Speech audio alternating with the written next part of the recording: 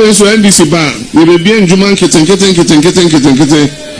My person a branch executive na di omo bejim. Say nkuko na person share poultry farm ketwe bi near Mau akoko. So NDC bar, we will be in Juman kitten. My person a branch executive na di omo bejim. Say nkuko na person share poultry farm ketwe bi of my Ghana age na parties mienu eye NPP amanyoko no ene NDC amanyoko no for 36 good years ayema wo mo akwenya no se wo mo mra na wo mo bedi wo my Ghana so every year bia no prices keep increase endra no pa ye betena afidie manum say eden sembe so mo me call comment section na se no me hu say nipa bebre comment wo say oh abrochire nyina no eniema boa ye de nti Ghana so de eniema boa ye de amonti ase me hwe na me say eto de bia moma ye dwuma eye de ma ye yie papa how on earth would you compare wa woti amanone any prices of things in amanone to yenya yeti o my Ghana shane so se wo abrochire $1 na eye sike bia ma no be pie mo kro ya memitimu ya sa $1 no eye 16 Ghana cedis Uwa broche na woto ade $5 enye scam farm na so be pie mu o my Ghana multiply that 16 Ghana cedis by 5 wanga so be hu say o my Ghana baby ekeka kono e wo se ye ba wo ye head down with shame ni eti ni su sense penifo ye de o my Ghana share wo msa no they keep on disappointing us every day mama mamu nyina no akwaba shonko fambra tija jumedie so e wo Kumasi online TV na ya se wa enemy dey mene hana ATP ene yatena sia ya boabo nsem bebre na no ye de eba besom ye tu ye ho asi honom se wo man Ghana de ye bekoso akasa bekoso akon akosi se o man ne befa ne ntumo pa efra enu ti na de bia ye tena so ani ye hye se ye na ye beto aba afiwe no ye to aba ye to aba pa 4 years to come no ye hye ye chi enu ye ho de sese de ne ye nyina no ye tu ye ni ye hye ye chi a ne ye boy ye nsa no se ye hu yanka na so asema pani bi beka che on sa ne ye hu yanka no na ka echire ye hu yanka no enya de ye tumi edibu man na nso no ye chi ye mutan ya de aba na busua enoa ana aba den na ekoso wo mpote mu akwanhie bi esi ana obi dan ye jure gu obi ebubu dan ye gu obi je won sa ase afiri won nsem mpanifo bi sebi wo mu di nsemu no kira wa na mo nti ena na ya se wa ti dwumedie ye wo ho edema ye sese be ya wo man Ghana ebe fa ne ntuma pa efra nti o man Ghana be fa ne ntuma pa efra de anagina me no mienu so de ekoso wo mpote mentwa ye bia no me share so de be ba be dan me wo WhatsApp videos audios pictures ne ade nyina no for send me e was 055 7036 109 na ya se wa mejebre na me no wo atwetwe ho enkomo shane so seseketue bia eni woni jijumede ho ton products bi yembo ho dero enfema obeso obaso na abeso yase a me ba cho akwenya no e wo honom edema mu nyina 0550 623377 and I say 055 7036 109 numbers 2 no mu bi abefre for sponsorship no ya bejibre na ye no atwetwe enkomo Kumasi online media school any American paint papa na sabre asoma sia me dia ti adwumedie no e ba besom ye be share unya subscribe to the channel so na wa subscribe e dia ma mu wi adoma na e dan che no click so e ma me video biara ye de betum bia no e ya de a obenya notification e wo phone so na wa hwe bi ye tu ye hu si honom say from now wa ko ti see ye beto aba fi bi de bia no ye tena se a ye be expose NPP amanyoko no ATP aba be ka me ho wa hanum si abema na kwa abashonko e de aba jumedi so ATP na ya sewa bibi aboko de Nyankopon adom na nso e Nyankopon adom nso me hu ye papa Nyankopon ase o da ye de ai me da ye pa ye de trade ampo na se na enra video a ye de ba ye ukọ comment section na se amanfo bebre twabo prophet party ya ye nam se amanfo nsura de okrom ha o ya na ya sewa the word na we yi so Jimmy no na ya sewa eya na mo kokome obi comment section ase na se mo kwa comment bibia masa mo hwe mo hu ye o wonim papa no na nyame difo ibi kura na ya sewa So for kura ka say so for your tro for kura na ya say wa wo kan asem kura hye na yesa wo dwene wo tutu wasa. Of course. Enye so for be say nye prophet bi na ya say ye bi anu kan kwase asem de kire no. If say na ya say wa, say na ya say o free nyame kura na ya say ni kwan say wo bi e bia na o wani obetimi de ye obibi. Enti mo mba comment section ase na prophet kwate na fine na Jimmy na fine ko si masa mo most steady o ba bia mo gina wo no wabusuafo ni nyina no mo most steady cause o ka no mensem go no wabusuafo nyina na ya say wa e be ye adwuma de atia wo no wabusuafo nyina nti no comment section wo ne ye se bra be tro ne ye mayanka se ko ne ko didi a prophet na wo ka asem a asem e be bo o my God na fa ne tuma be fara asem na wo ka na wo be bo wo bo ho paye because of onu to cry na ya say wa na aso de man ko wo nya da je kura mo mpaye fa mo no so ra wakotina mountain se wo dia mo my God no what ma ba comment section abetro san kwase asem ya are you okay me won say woni abusuafo nyina mo nya okay na ya say oh na na ATP debi baby akeka ko ne de debi na na say ni na ko ade debi wo de woni ne busuafo nyina debi nipa ba ko e na form ye ti yenim se ewiase no emfa channel we ye example channel ha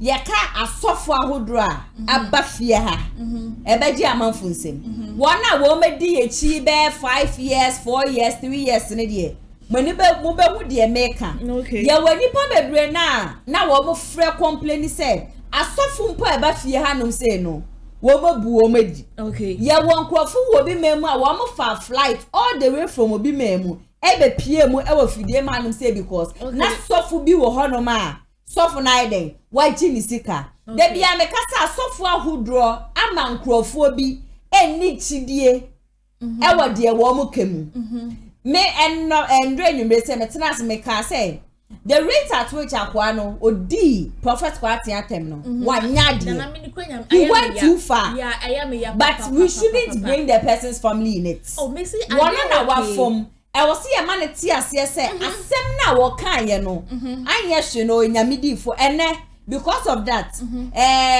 obi wa ma no ne was sending video bi so bi video bi e de amaye ye mre ko ne nim aye bobo ye videos no ye be wura mu ho no asofo ne de bebre na nka no kre bebre na de wo mefu ne nam but sometimes say ye deal with nyamidi fo bi a e wo se ye hwe ye nti ye po na wo se ye tu abrante no fo no kwa se ye di abrante na ya se what obi won me ne da ho bone na ya se wa me kan dada ukoye page ni so a na ya se wa prophet party ye ni pa bi a da ne da nyina ne de no prophecy e ba bontin Eko comment section na sa mafo be na kan sempa de chire papa no. And this is not the first time ani panwa comment was our comment section na say. Oh really? Oh yeah. Me mom dear. I mean to me like, this is the first time I me hu abrante comment. This is not the first time. Okay. And I oko ada udemi wi amebo sa we natural. Oko comment wo ho no. Okay. Say you bit to say Kopoku black family said me ta hu no comment wo different channel wa wo di attempt or no sa ne de. E be normal dia ma me but this main person we commenting that this is the first time. Even process so for be abuwaza. So for be a Jusika, and I say, why the enye ye channel Nasan Abeka San Quasem we sa and some we are chest as and that's often when you know. Okay. And Yamidi from I say what is off for Ben or my gun and Moasia. Obenya Obeja now a Nasolema over from a sorry man and I say, or more quabon pie or my gun, what my gun. I know what to one. I know what to was, but I know what see some prophet party and I say, why. Ye nya sofo amunya omani down as nyakopon from my gun and I as a make Canada say and call my gun and Daniel butu. Okay. Ye sure some prophet kwasi dan den no de ba na the end most na ade na picture we ni so say as ye share movies you nye movie na ye share. Ebusia, this is the commenter. Nipa ne de ba nipa no your friend Nana Tubanchi wa wutie di na se nipa yi di nyamidi fu atema. You should be able to poke sense into the person's head. Also, why there's stupid utterance from Jimmy, I wouldn't be able to add also for I'm sorry. You are creating hatred for yourself, so be very careful with your inclassiform one seminal. And nothing Ayɛka ye be serem ye papa. And me see makope software I don't want to go into it that much because I'm recording him no. Me bo audio no mamu nyina no. Mateba ye be serem nyamidi fo de to de bia ye ka nsem bi de tia wo mo a ayana ye nyina no ya very careful nyakobo friend na unjina benkum na unjina nifa nti se wodi echi na wodi social media nechi na obeso obi ehun se sebi we antetu yie to beba social media na so abedi atem abekeka de wo pa me de futuo keke na metimi ede amamo ebusu ya me de mu remu me stories for today na me stories for today no NPP amanyoko ne NDC amanyoko no sabe ni mo se na me ka say the biggest problem my Ghana NPP ni NDC NPP for den say bi ababonten just say NDC for person what my ti as say NPP for ne de ababonten yet titi kroma num say na watchi ya ene hu say yes secret we bi ababonten now there ababonten na say mahama na one listing crofo a wono ne ba obefa wo mu say ministers na nipa ba ko na ne di edimu ntintima pa Kevin Taylor according to Salet Sebabonten no na Kevin Taylor Mahama say so we need 2024 election na obefa ne say information minister aside Kevin Taylor edi bi awom to say yokujo to ablokwa Peter Buama Jenapo omane Buama wo nyina no wo di ewu wo bi na eno na lawyer Maurice Ampaww watu ne bwandi ya wobo wudi ya okuja to ablokwa no wachiro minister kuraje se Mahama eba wode be ma baby a wode be hye no chese watu ne bo na list no kache Ghana fo nyina se wanyina aka ho eno no lawyer Maurice Ampaww otu Ghana fo nyina afo se monhye na afi 2024 ya yakoto abai ma fa mukokromotia nkoto abafo na mokona mukoto abafo dia ene na Mahama nangasa mu no wonyamba ye president impono ena one listing crofo just wo ba de owodu position be hye ne nsane ade wo se Kevin Taylor de obema ne sa position na ye na no tu for tu obi memu we di na tem ntu ba be ma ne sa position no so de a na wo se wankasa okan hu ni se wo ba edidi atem ena ode ba ba chichire Ghana man nyina no yankwe na yenkotie sansam wo nyina no emra sisia proposed ministers normal proposed ministers no chief of staff abato yeto a yentu abani wiye no abato yebeto na abato no omho no campaign omo nye enda fe so no omo di program policies no omo tro na omo hye portfolios government appointees the chief of staff Emma Standogbe chief of staff Standogbe and the second secretary to the president Joyce Bauer national security advisor Totobi Kwachiri national security coordinator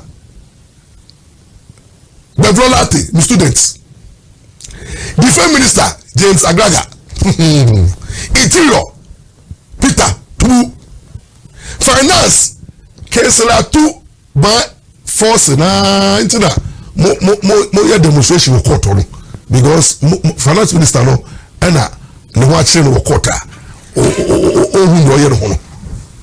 then we have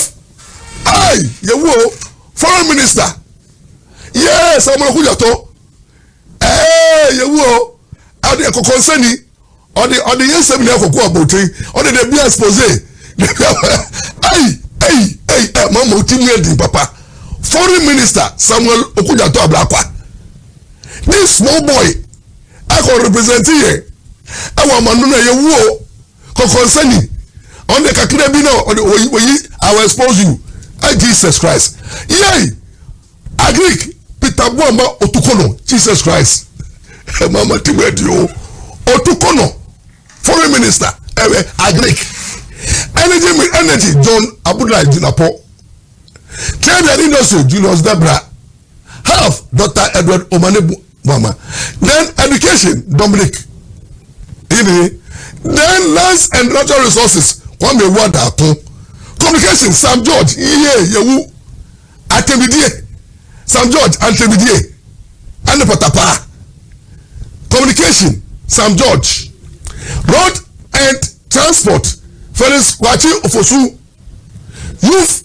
and sport Dr. Randy Abbey Attorney General and Minister for Justice Matikbebu now understand why Matikbebu now ding and this law and the government must resign and government resign.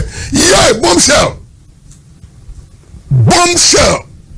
19, Minister of Information, Calvin Echo Taylor.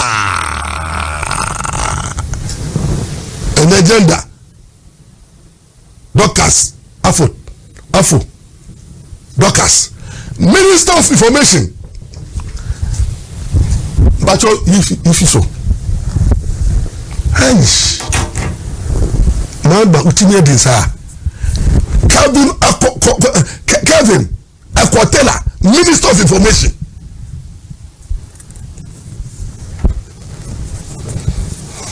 And this young boy, Calvin Equatella, what information about the man? Now, the man is full of insult too.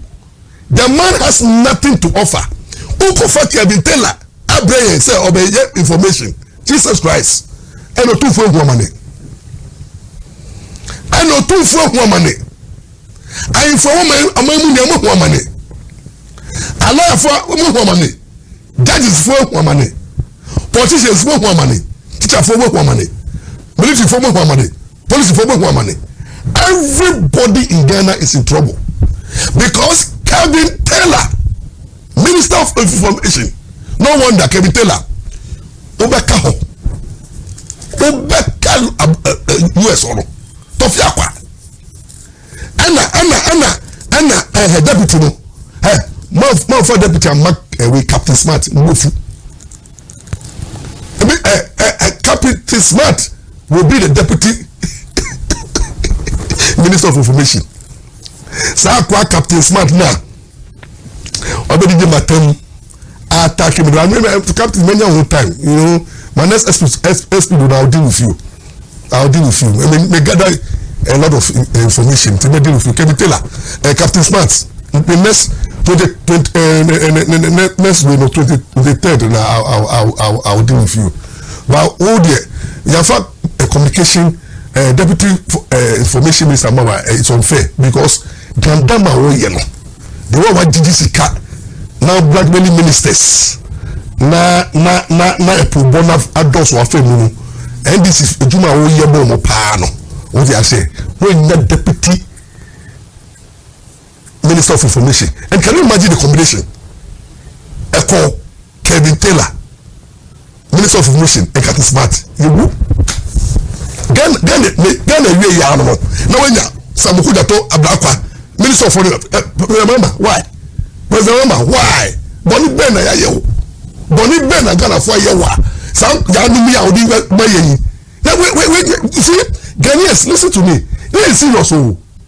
This is very serious. Look, where we have gotten to as a nation, we don't need people who don't know what they carry. Empty people. Ufa Kebitela is empty. Captain Smart empty. Who the foreign minister by the foreign secretary now on our throne, the say horrible secret. Although we are secret tomorrow, though, when Tony every film and then the passe. We are say, Anna, you look at the people you are choosing. And why is Aruna do so? Where are the competent ones? Mama Dominia Tunchen. You see, this is the government that Mama is going to form 20 people. Now, when you go to Bomai, with the Otukono, education, communication. Jesus Christ. Look, Otukono a Greek. Oh, really? Look, President Mama, I'm sad. Only producer, but your mama number why? Now, me the next segment no have a twice because we me round me. And Ghanaians will never allow these people to come to power. It will never happen. Over a dead body. It will never happen.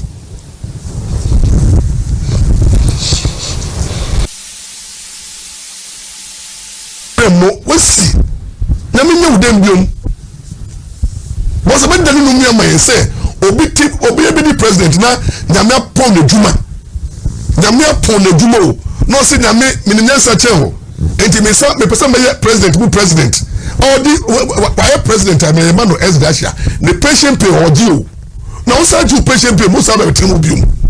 It's not possible. Sani Brino, Nyamikra Mani Juma, God is a God of fairness. It's not fair. And that's fair.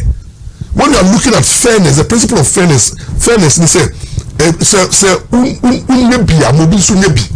fairness scale, unbalanced scale is an abomination. Unbalanced scale is an abomination unto the Lord. And if you look at the scale, President Mama, Munyamu enoughness. President Mama enough. Bamba enough. President Mama, at Arazi, Abedi Vice. Bamba also Arazi, Abedi Vice. President Mama, I could be president. Bamba and be president here. In the principle of fairness, justice. But President Mama, ni Bamba and say, Oko, na scale ni be balanced. Omutuli yako ye president a ye tuba compare mutu no presidency no into say ma lose na ba be president na ba be president 4 years na they compare ma 4 years no. That's fairness. Balance scale into the judges lawyers no symbol say a scale balance. It is about never be president 2024 by 2028 no ye now compare mama presidency 2016 to 2020. Na say Bamba wanya adi as a president you dey feel na kase mama you dey compare one no ba omya no mo the president but I think say ba omya nya adi but currently you have been president before, the president have been president before, then you want to be president again. What kind of this thing in the spiritual realm will not work. It will work against you in the spiritual realm.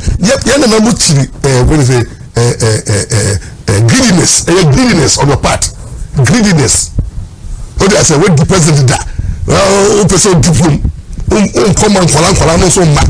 Now person diplom just because open a NDC for. So that's why the party struggle. You struggle. And in the spiritual realm, Mama, you have been rejected. You have been rejected. Now,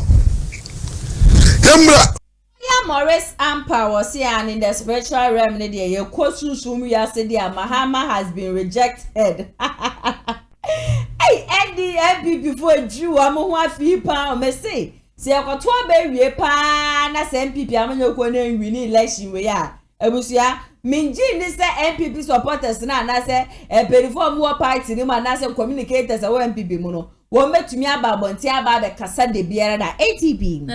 Maurice Ampa, some Ayɛka go tia, but then I'll be careful. From attending catcher, fire. What will you be at to say, Bob? No fire, 7 years far obey. If you grab your between or them, you put down of fire, we should say. I fire Maurice Ampa. Then you anyway said, and I no crazy. Even said, by can say, JM. We need to go for no bad Kevin at the end, and I say, well, mention that yes, yeah, papa.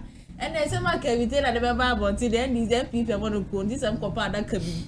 Now, more must see him 10 times. Yes, I'm more papa near this position in my Kevin Taylor, and I say, well, after nobody know why and I do my pie and your fedia. But Kevin Taylor very responded.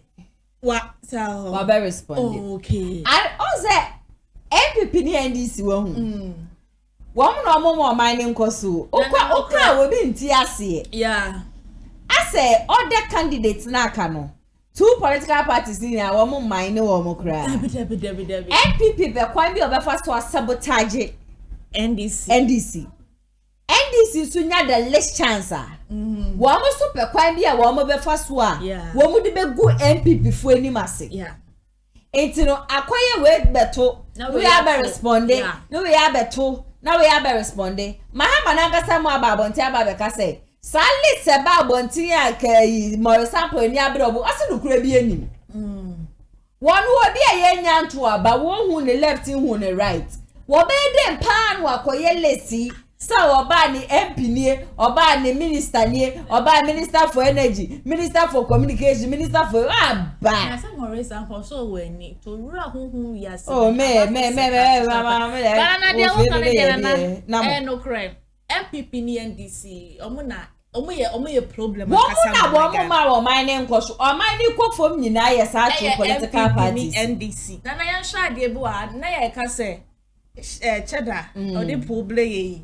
ebi o ti social media obekọ na amanfo egususu nya asem ketwa anan ko jo chematin onu so ye ne campaign na man na ground ye ne campaign ba omi abeya ne to awie endi se man ko ne be tutu bi de man o moto mo so pe kwan bia wo mo be fa so wo mo so de be gina so what ya say enti na ye che krofo ye mi enui yes sama ba ku sabedi ye so na de ne be kom o my god next 4 years the obeba no oni the obetire fie ni be san be pere yeah eno so obeba be tutu bia ba be jeji wo because make us say NDC time no my anymore din oh na more din NDC time wo mo be ji free ye man say atamos free ma Mahama be take over wo mo be ji free kufuo nsem no wo mo ba ye no baby ana kufuo di eduru no wo mo be shuti ye yeah but wo mo shuti a wo mo be shuti ye no na eno so sa te se de MPP ba ye a wo mo de hwitim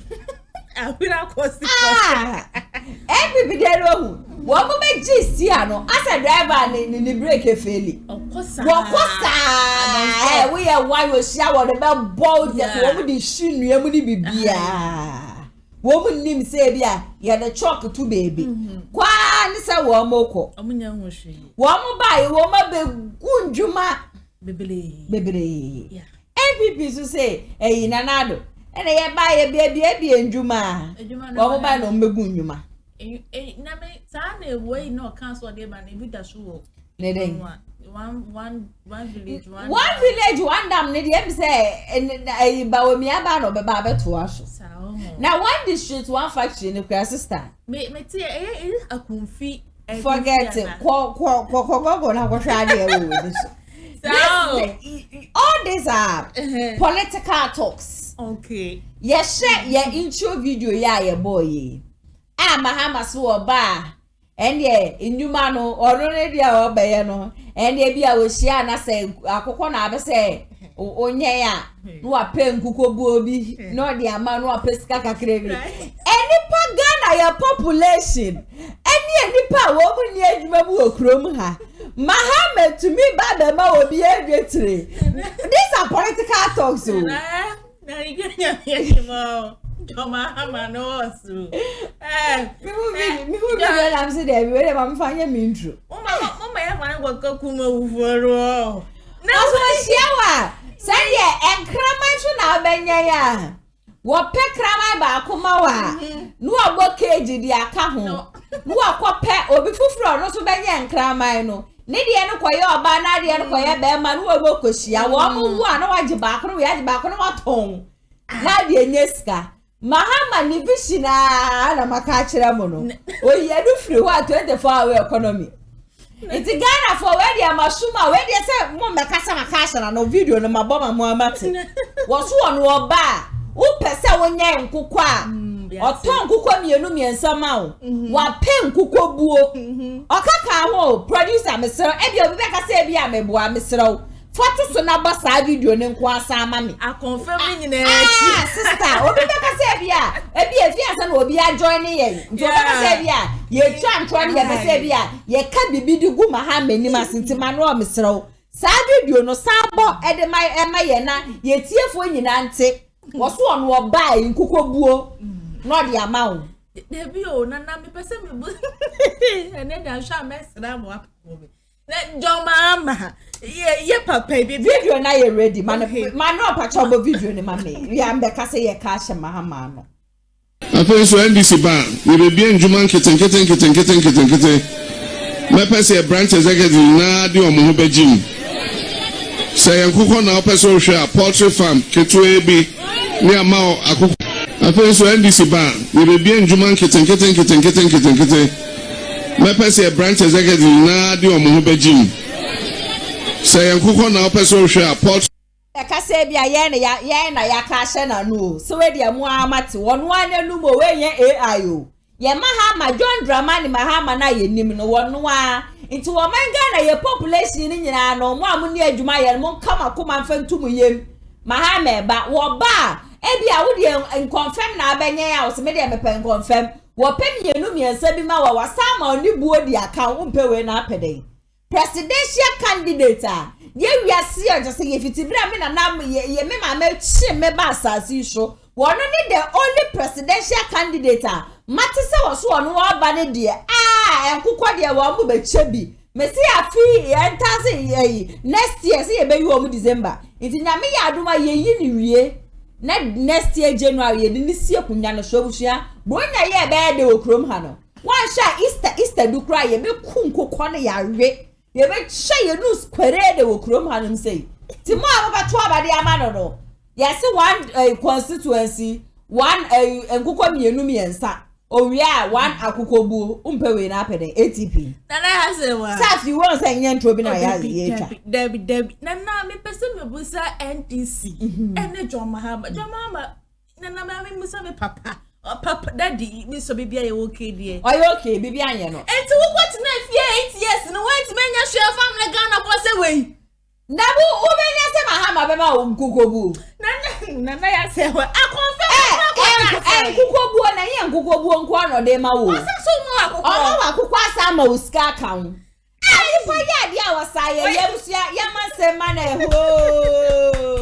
Like serious so nana. Se ka me enya wanwa.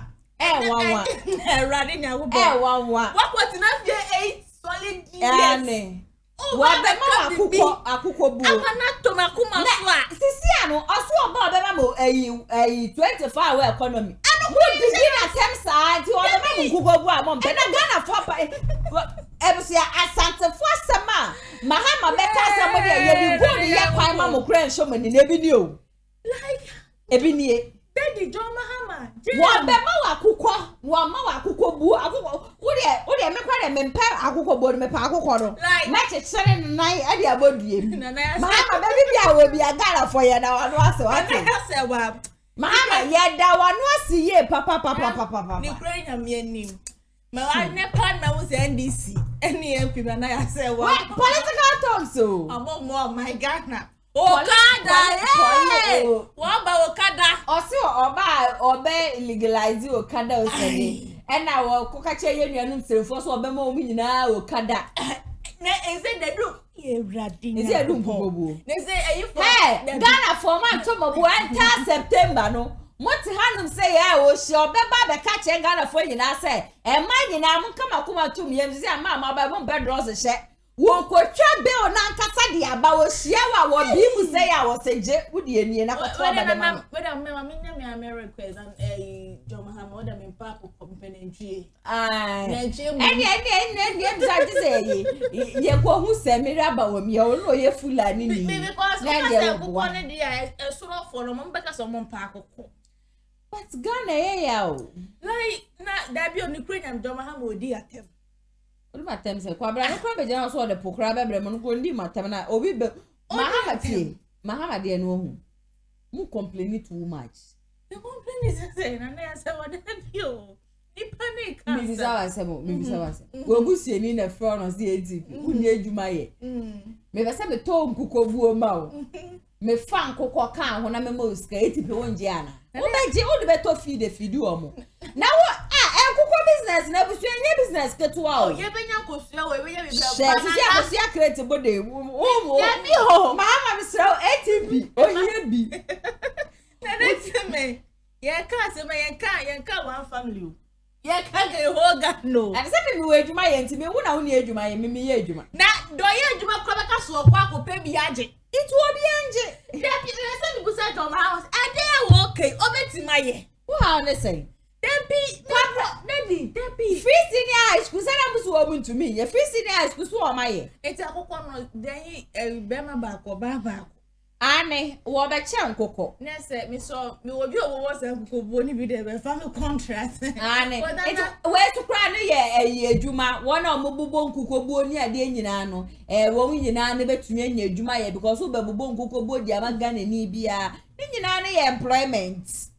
One of them don't feed ni ade nyina na be boa wo mamafo be purchase wo mo ya ye pe kosua di so no kosua beba kosua bo be kofom kakra Mahama nyame hira daddy nyame hira Ghana for ya som twetwe Assemblies of God nyame on hira o baby ade afi dey ase wo do me ni bi se o hira no ene Mahama ATP Assemblies of God nyame hira na yesra nkukoboro sha ase afiri wa asole we are naija o di abaya Ayɛka e one man church him MC na just say ensam na ju nsem ba to be ne de na mentwa so mfama mo ebra Maurice Ampao babonten ye be fire ne ade nyina na Kevin Taylor se hwe Ghana for mameka be bi nkyerɛ mo achi mafia senan wo mu peso wo mu gu andisifo animasio ende wo bobo di nipa just wo mu hye kyira ena wo mu so asa list nyina babonten na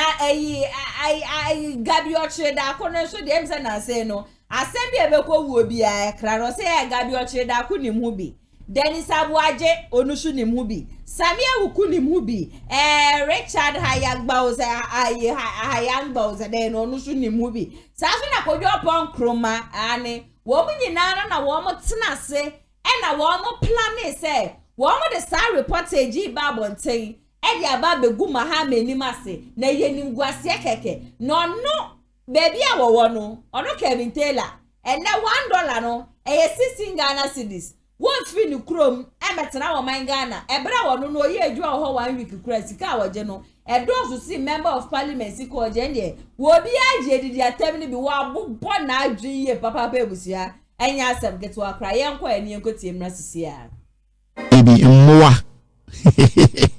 Now fake news in the system. We'll see another fake news. MPP bro. Exactly 5:53. MPP for mo bro. You see on the list we have the top, and this is John Mahama releasing statement say. So what to say MPP 40 radio so, at TV so.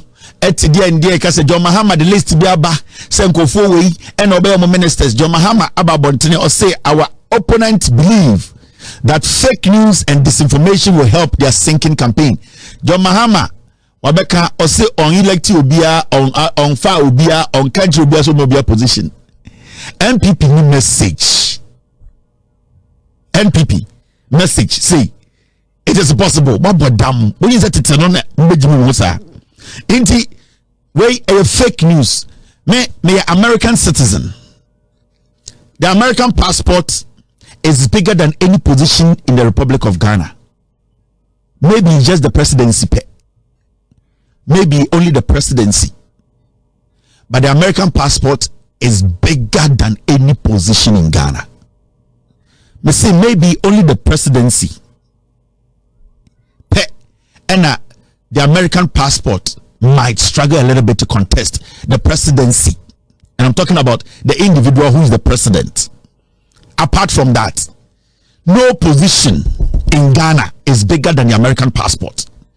What the American passport can do for you, irrespective of who you are in Ghana, your position in Ghana cannot give you. You can be the biggest local champion. And I'll be the local champion. The most important thing I say is make Kevin Taylor me American or Juni me ma Americans. Me, I am a full American because I've naturalized to be an American. Me kuta dual citizenship. There's no way I will stoop low and come and take an appointment in Ghana. Now my GDP is saying, do you know how much I make in a year? Do you know how much my house costs? Do you know how much my family, how much we spend in a month? The amount of money I spend on my dog is like a salary of an MP in Ghana. So I will never lower myself. Taking an appointment in Ghana as a minister is even lowering me. And with all due respect to Omomia ministers, the MPs, but I will never put aside my American passport and say I am coming to Ghana to be a minister. A minister for what? What is in it for me? What I do is more powerful than being a minister. What I do, what I sit here to do, to educate Ghanaians, for them to know who are the criminals ruling them and people taking or depriving them from what they deserve. No, it is bigger than any position in Ghana. All the positions in Ghana, it is bigger. I will never in any day into MPP for bread, they know that this platform is big. And Thomas Kevin Taylor, information minister, 2020 elections answer the Tuaba and almost say the same information by Mahama so be Kevin tell us information minister. Then it shows say I am very powerful. It shows that when it comes to information, when it comes to communication, the NPP understands the university now you a bad thing. It's a privilege, and I really accept it. I'm very, very happy that you people recognize my impact when it comes to sending information across and educating the Ghanaian with facts. And when the whole political party comes together to say we adore this boy and that we want John Mahama to make him the information minister, you need to understand how they revere me.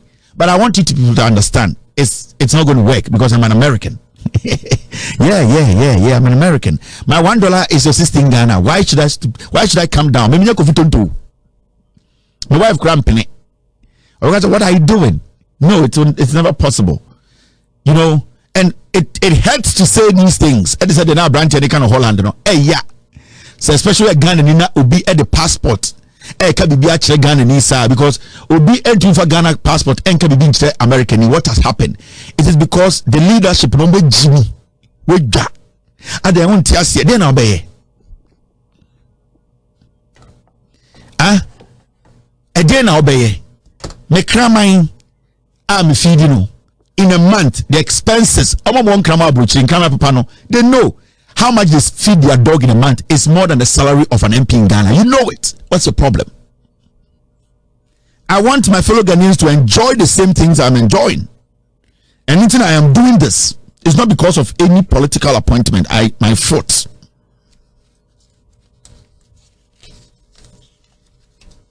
If this is fake news, what is Obiati TV Supo? Kasa and I can tell her, you say, Messi Omunya message bia and Entia John Mahama. Makacham. When was the last time I was NPP radio so carry us John Mahama hotel? What TV? Obiati do. Some catch and say, Yenny, you better stop him now. We will stop the Jandam. Jandam is dead. When was the last time I was Mahama Kubiska? And Mahama MP Ewesika, Mahama minister we come for, and Mahama Koto, what to be 8 years, what to be. Oh boy. Your sanitizer system now, it is clean. Omo bre. Omo to me for Jandam nemba. Jandam is dead. Yani, we knew what we were doing from day one. We want to save this nation from the hands of criminals. Before, when was the last time I was so BT radio so NPP communicator and I said omo boss is ribi. Chairman won't to me Jimmy Ukrana odidi maha. When was the last time what he said? Journalist speaker say John Mahama under his watch he stole this Mahama hotel Mahama uko kana wani uko fana wani obodam ya waha ya sanitizer system no ye gaye ejimi for no kan ye wipe them out and we are happy because that is how we want our politics to be. Our politics shouldn't be about some group of people thinking, say, every day it should be about them. It is not like, and yes, I hear politics. Our politics should be about Ghanaians collectively. Into young to funny pebi and to a time, nay and say me pebidin, not young fat sad and protect your comfort. Into Ghana for listen to me, they are now going to create their own fake news. And Gabriel Chedako is behind this. Gabriel Chedako, Samia Uku, Kojo Ponkruma, and then Richard Ahiagbe. And Dennis Abuaje. These are the 5 people who have decided, say, they are going to use fake news to win elections. And Kevin Taylor say or no, and the craman crow or woman on the crowd will feed no. There's the amount of money he spends on the cramino. Member of Parliament or war mangana crano. That money no want to me and son to me cantino. Sorry, but I now Bontena, NDC, Mahama, YSN or Bob, Befa we send a member of Parliament or Mediana member of Parliament. Or by way or Bob, Befa we send minister, women information minister for say. Woman just had any no. Na yantro wom do me woni se Ghana for wom be 2 foot through the guye ni ero ni ade agese ye ni agye hu ye papa na wo kasa no amane nsem anso ho no ma na obeche se asasi radio yi Gabi Ocheda akwaye ne de na Gabi Ocheda akune de adwuma waye nyina ne se wo de sa platform no ebe gu NDC fu ani ma se ebe destroy NDC but one day wo kama wo mati ase plane say enya dia asade na besi ne su ochina wo mu disinku ade a ndisi amanyoko no they are ready say wo mu should do wo mu se kan ne be chat to achina yenkwe ni yasa so nkotie ne nsema wo de to aso no emra sisia ochidako sane channel 1 news city tv city news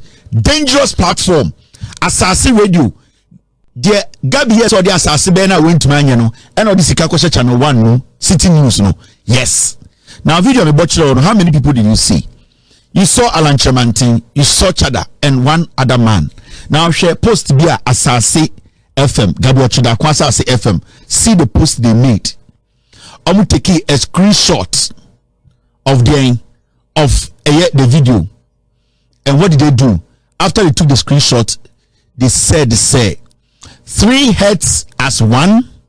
NDC chairman Asiedun Ketia, Nana Kwame Bediakon, leader of the Third Force, and Alan Chemantin, leader of Movement for Change, brainstorming over presumably how to defeat the ruling New Patriotic Party. But to whose ultimate benefit? Will Mr. Chemantin trade off his long-nursed presidential ambition to his lifelong political opponent, the NDC, for the sake of stopping NPP's presidential candidate from winning? Now, and I quote, Emperor Cheddar Freedom Caesar, Africa Prince, Nana Kwame Bediako doing all this for the benefit of NDC, twice defeated presidential candidate. Time will tell, and the time is near. Where was posted by Asase. You see where disinformation starts from. You see how dangerous and how wicked and how bad these people are. And so you should be very careful. This MPP, I'm telling you, they have no message. They have resorted to what we call jandam and fake news. From now, the say they are going to create fake news about NDC John Mahama. That is all. Dr. Mahamudu Baumia, he does not have a message. Only Bibia. And you see, Ghanaians, you should not fall for these kind of gimmicks. San kwasiade we are falling for no and they be do hande. San kwasiade we allowed ourselves for these ingrates, these low esteem dirty people. They capitalize, penetrated the system and lied to us no and no they be do hande. So you see the jandam, the video, the people in the video, they have forced to bring Asiedun Ketia into it, but the man who was in the video wasn't Asiedun Ketia. So ask yourself, Asase Radio na ya Gabi Ochidako Diano, what is the motive? The motive is to sell fake news. So why should anybody, why should any multi-million-dollar company, why should any reasonable, rational human being who says I'm a businessman go and do what? Invest in Asase Semikobo advert? Then you, that company, you are foolish. And we are going to start looking for companies who are putting their adverts on Asase because it's fake news. The probability of these companies selling fake products to Ghanaians are very high. I'm telling you. Let's say if a radio station or a TV station can do this, then the probability, and I say the probability someone to not turn poison in Ghana for say a product.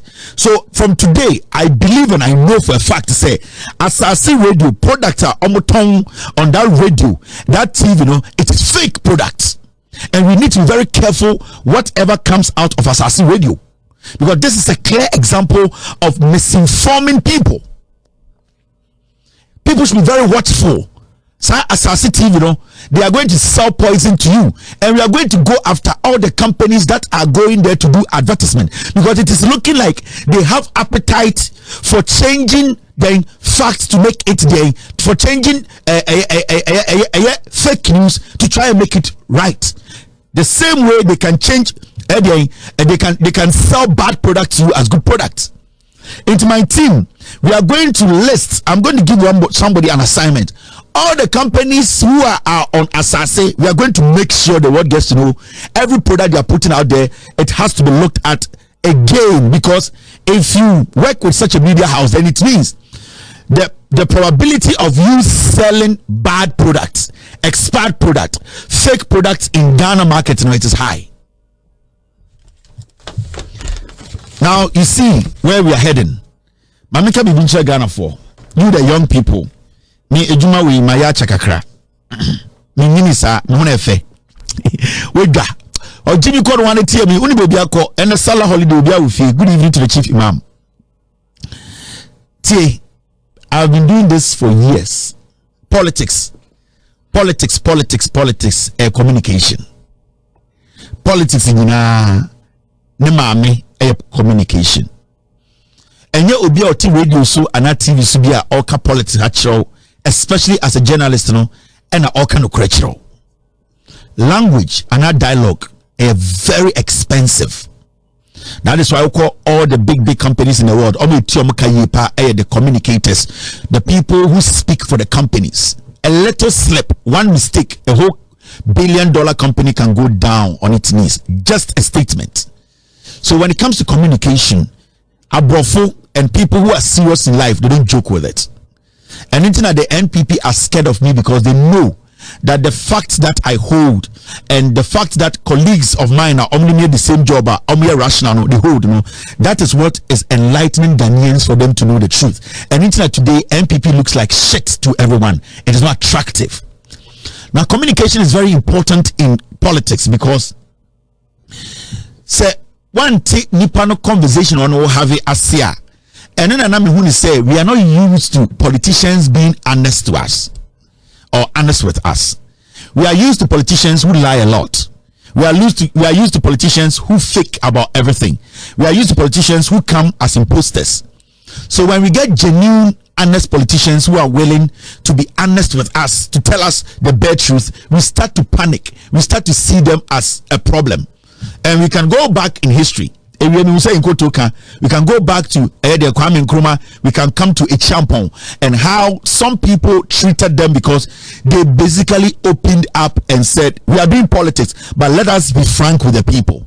It was study Kwame Nkrumah. Kwame Nkrumah say he was honest and he was open to the people. He tried not to hide anything from them. And there are some group of people in Ghana, that is not how they do their politics, especially UP4 and the NPP4. They don't like to talk straight. Any individual, any human being, any race, any group, any tribe that does not go straight to a topic and try to dance around with a lot of their jargons and proverbs, they are dangerous tribe, because what they try to do is they prepare your mind for the lies they're about to tell you. And anything I will call serious meetings, there's nothing like, you're my brother, how are you doing? We go straight to business, because even moving away from the substance of the day to even discuss something, it can distract somebody. It can convince somebody not to make the right decision. When you go to high profile board meetings, the chit chats are less than 2 minutes. We go straight to the issues, we deal with the issues. The issue on the table is what we discuss. Now, consistently in our politics, nipa be a group of people be a use a attitude and they said everywhere politics, and that is not being forthright with the people. John Mahama, so we study from JJ Rawlings in the NDC. They have always been bold and forthright. They have always been direct. So we check it the way JJ Rawlings rules or he ruled. Every single statement was direct. He never used jargons, proverbs, nothing. He made the people understand the reason why I became your president, the reason why even I did the coup, this was the reason, and the reason why we are going into a democratic state, this is the reason. And when he became a democratically elected president, his statements were all direct. Some group of people did not like it because they believe that when you lead, you are not supposed to be direct. You are supposed to conceal the truth from the people. And so stadia yanya can 42 your life ankasa has been to conceal truth. So study account for your history pa. We have never been straightforward, or we have never been straight when it comes to telling our story. It is always moving around bushes, trying to infuse people's life into our story to make them look bad, to make us look like the victors.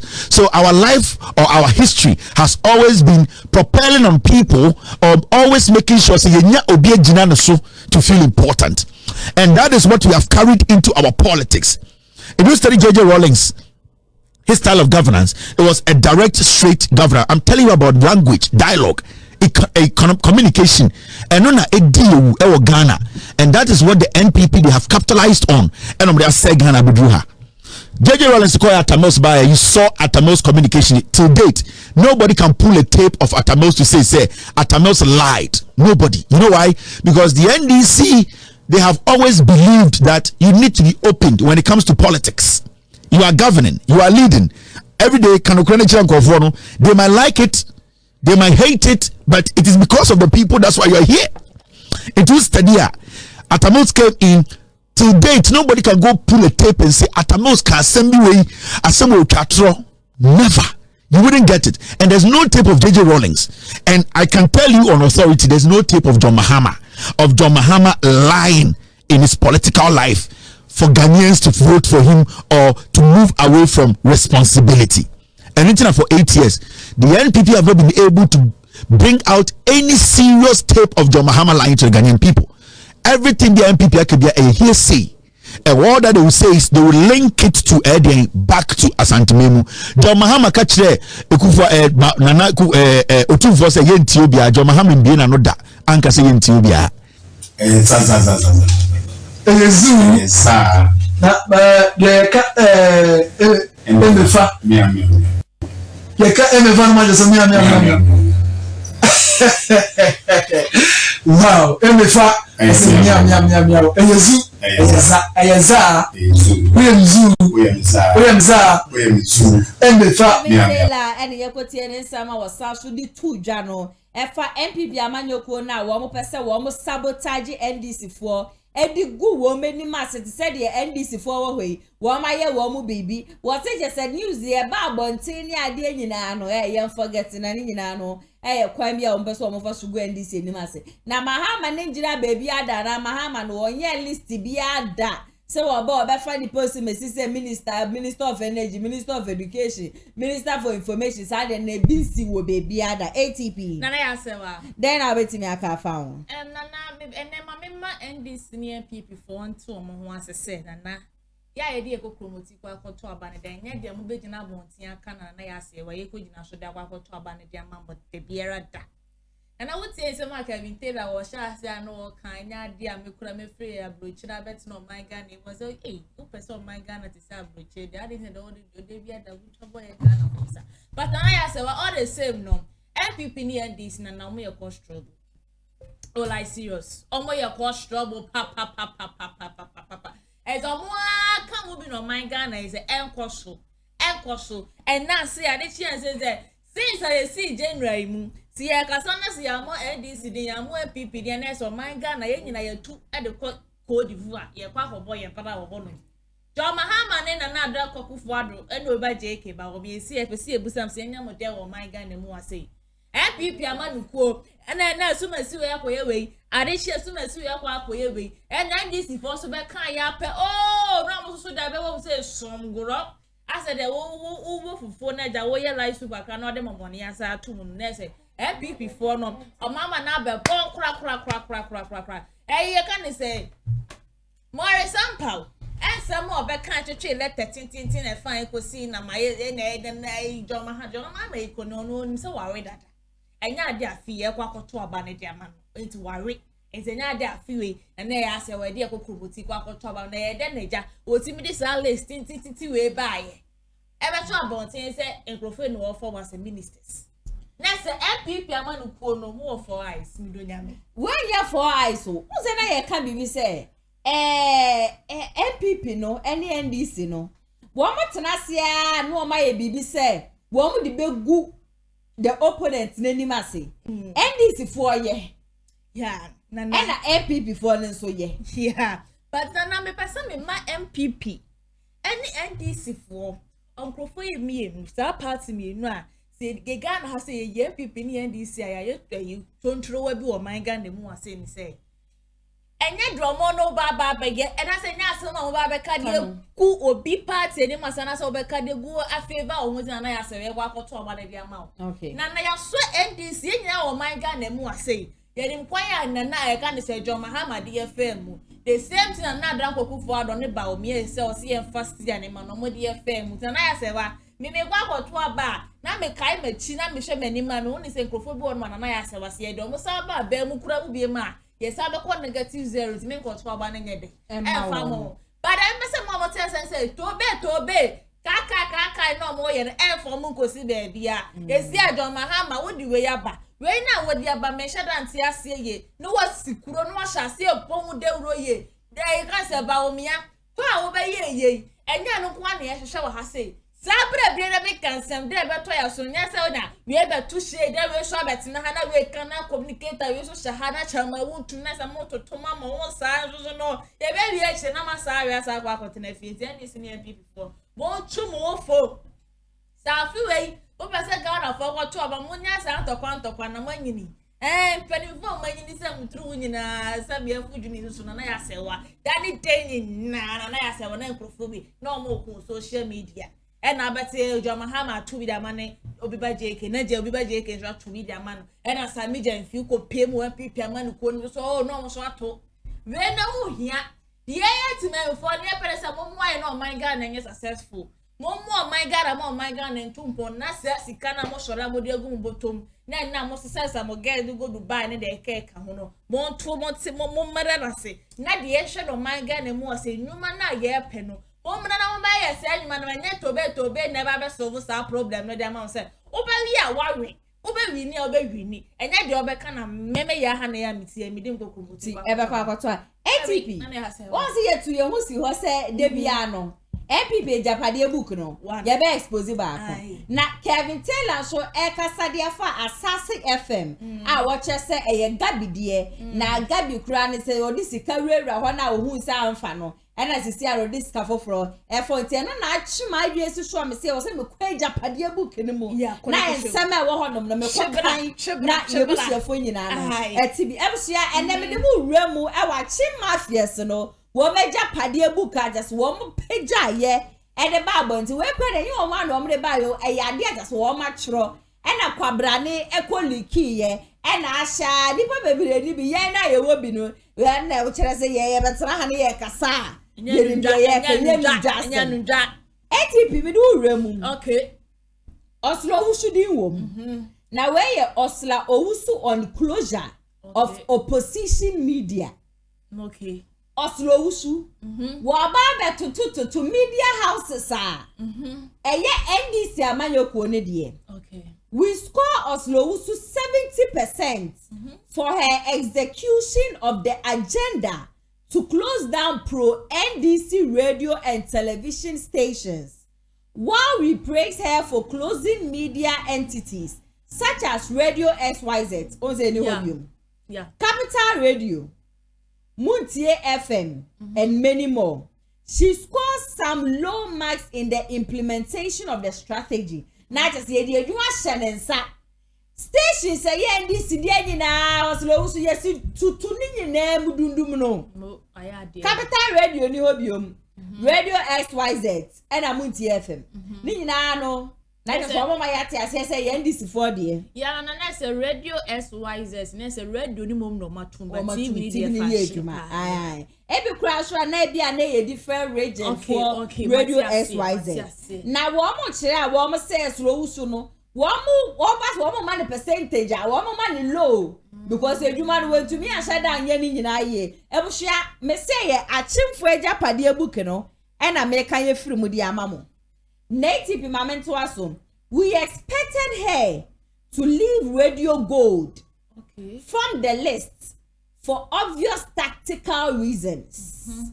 She could have waived their debts like she has done for our friendly stations such as Ash FM Kumasi. She could have been fired for the avoidable backlash in strategy, but for her long-standing roles as Nanes Prothach. Not just say, wo tutu muno. Honorable Kennedy Japan Ash FM dear.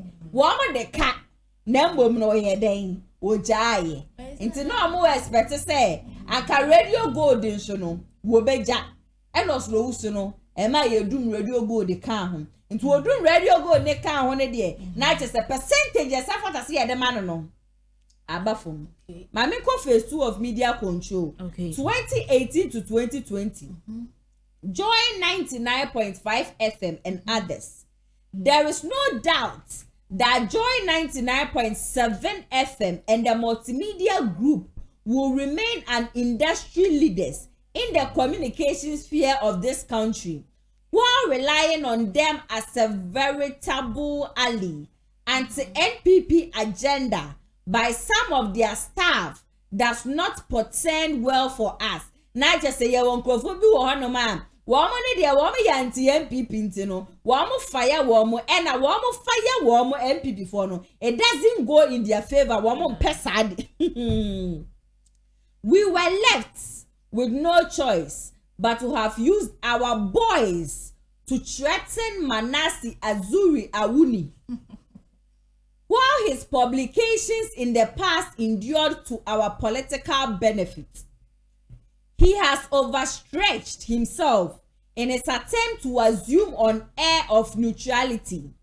He was influential to our historic victory, but his constant attack on government culminated into the militia documentary was most unfortunate.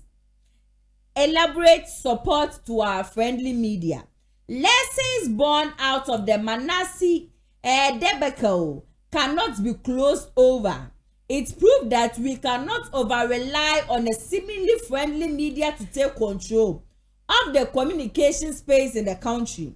The NCA waivers we offered the Kent City media and other party affiliates over the alliances must continue. In 2021, KON will present a comprehensive list of other radio stations that must be recruited into the fold. Not just one day, you know, I say, one pay media house and they can Kumasi online TV. Yeah, free to wear, Kabana Giedumno. Because they be a much video man say, NPPO, when NDCO, when NPPO, Mucheche Baumia Swana, Baumia, the Papa Crano, Mobana Baswa, Monestuano, Mobapa Kwamia, Mafashogun in the Masse. I chimecha bandia book. That has a wa. And nothing uncle for baby no. Honorable Kennedy Japan, they don't trust him. Kennedy di wo. Ya ni di wo. Be no. Nyame ya do ma chine expose no. Ni ya be kan ye no. Okay.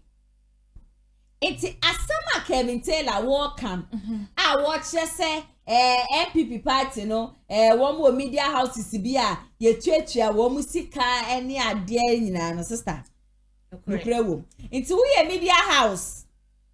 Chairman want to be there and say yet there is no way or back say NPP. Ash FM and Casentia MPP da. Oman FM and Casentia MPP da. Na even GTV. GBC GBC show ye anti NPP. They speak against NPP.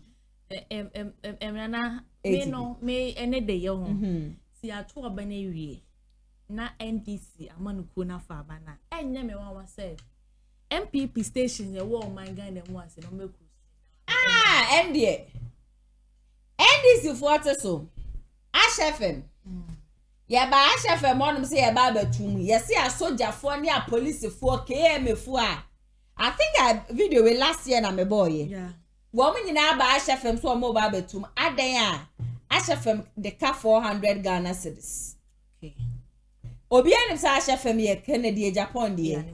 MPP 4 station. Yeah. Now wo mobile to some media house ni mu because of 400 Ghana cedis. Into no ade e wo honom say NDC win election enne. Chairman want to be media house on fenjina ye. Into share achime Japade book ya.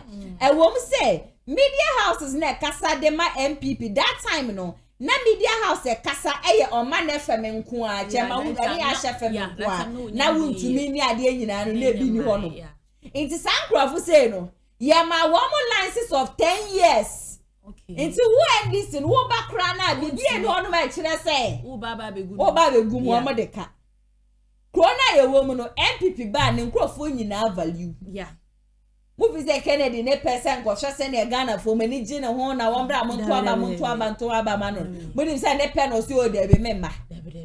Do you know what is going on? Munim dey akoso. Enye ne pesa so one mo now ni say na me do MPP na. Honorable Kennedy Japan. Ono aka say ya we so nya yan ko be say Ghana for nto aba mfama no. He himself, he is aware onim. Na kume mu pa de onyaya Kagana front to aba mfama no me mampeni. But there are certain things bia. Yeah. See amanasi azuri di yabim. And now, and when they be a case, and to me, me den kaminyaya, ni kurenya mieni. Sa politics no. MPP ni NDs na. Ayamo mugalawe. Okay. Na yamo mugalawe because ye mu say adwene boni pa na so mutrimu ma. And I said was a dentam pan and kana na don kwakufu ado.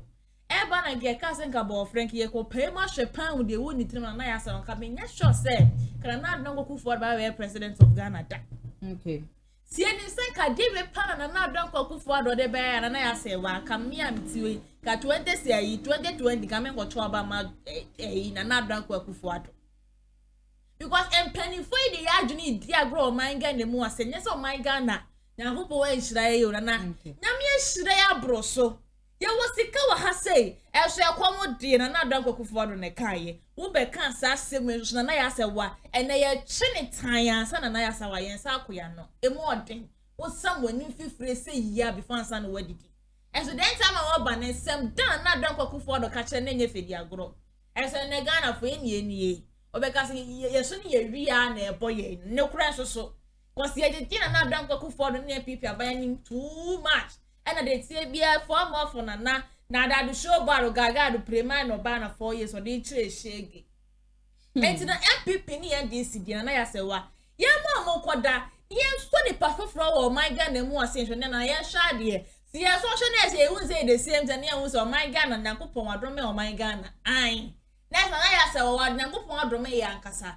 ko se ye mo fofro ba na se the same thing na ya se wa ye be ko mu dia na every nekugu atria mountains the ayire ho pompa so no me bia ka o man Ghana bia kopon woni ofo ye bo ne ncheye ne no me bia se ama ye mpanifo na wo mo so a e so ama o man Ghana atete apans na kopon fa nyanyi free so cause ye bredodo enti na MPP ni NDC me si afi yi na sa wo kwoto aba hwa wa setina mo ye na kwoto obapa e ma o man Ghana cause MPP ni NDC so mo nyina hye mo mi ase say sa no kakra ni shedi po vetima boy salanka show say chedo say kwadon ko na baba si ye hwe 4 years na ya sewa the same thing na still na ya sewa mo na yakopon wadom me o man Ghana no kura so na manasi azuri die na epiepia me ade me akoko pie mu wo gogo na me call ye no okay that time the story we about 2019 okay NDC for Mugabe Mercy and the ba or say I speak without fear. NPP will kill Manasi Azuri in 11 months. Wow. Mugabe Mercy.